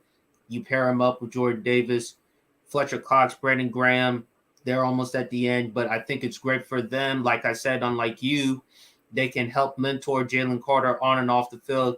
Philadelphia, the land of second chances. You look at Michael Vick, you look at their experiences there. Washington, even though you went from an F to a C or a B, I think Washington, and I got to admit, the Chargers don't sell me. They do not. Yeah, for me, I think obviously I mentioned earlier, I think the Seahawks won the draft. I love every aspect. I think they got future all-pros at the necessary position with Weatherspoon, as far as also the offensive linemen. So I think they killed it. Obviously, Jackson's the receiver, Jackson Smith. So I think the Seahawks did outstanding job once again. And I thought the Eagles came in good second, close second. I love Pittsburgh draft class as well. I love the Green Bay Packers draft class. I thought they did an outstanding job as well. So I think those guys kind of round out my top four as far as most impressive draft class. And in my bottom ones, I hate the Falcons. To be honest, I think the Falcons got my F grade. I don't know what I just don't see no sense of that. They're just looking for splash. Yeah. They should have went with defense. Okay, I get Bijan Robinson, but 8th overall pick, you can find running backs like that in the 2nd, 3rd, 4th round. Why? They need to work on your defense. Okay, the only good thing, but Atlanta, they're known for offense. That's what they're known for. They're known for making splashes offensively, and that's just who they are. That's how they operate. But what about addressing the needs, such as your defense, such as your pass rush or a cornerback or something like that? Yeah, absolutely. I definitely thought Atlanta, in my opinion, had the worst draft. Like I said, I didn't see the direction. I didn't know what they were trying to do. I didn't know what they were trying to accomplish. They have not had a pass rusher I don't know, in forever, in decades, for what I remember. So I think they definitely need to attack that. And they did a little bit of job in the free agency market, but I didn't like that. Also, the Lions, I kind of didn't like the way they operated as far as the draft. I think they could have done it better. So I think they went on my bottom half. And also, I think the Los Angeles Chargers, like you said, I think honestly the Falcons and the Chargers, they're both known for the offense, and I think they made mistakes tremendously this draft class. So I give really my worst three: Falcons, Chargers, and Lions, as far as my bottom half, as far as my worst grade in the draft. Yeah, absolutely. So once again, it's Appreciate y'all for tuning in, man. I know this was a lovely, long concert, but we love what we do. We're nerds when it comes to this game, man. I appreciate Sports PSP. This guy motivate me, man. I'm talking about pushing content, man. I love what he does. We all obviously joke around, man. That's what we do. We have fun with each other. You know what I'm saying? But y'all, please go follow this dude, man. If you want to know anything, it's not just football. This dude just knows sports in general, dude. Follow this guy, man, from IG, from YouTube, man. This guy is, I mean, dude, I'm in his email chain, and I love it because that's how I keep being the guru because of guys like that on my email list, man. Thank you, man. Appreciate it. And also go check out Guru. No one watches more film than Guru. That is an undeniable fact, man. Go check out his content, man. Check him out on his YouTube. All right, man. On that note, y'all, we're going to be out, man, because we got to go finish watching LeBron James do his thing, man. Oh, and yeah, I am absolutely. Ghost.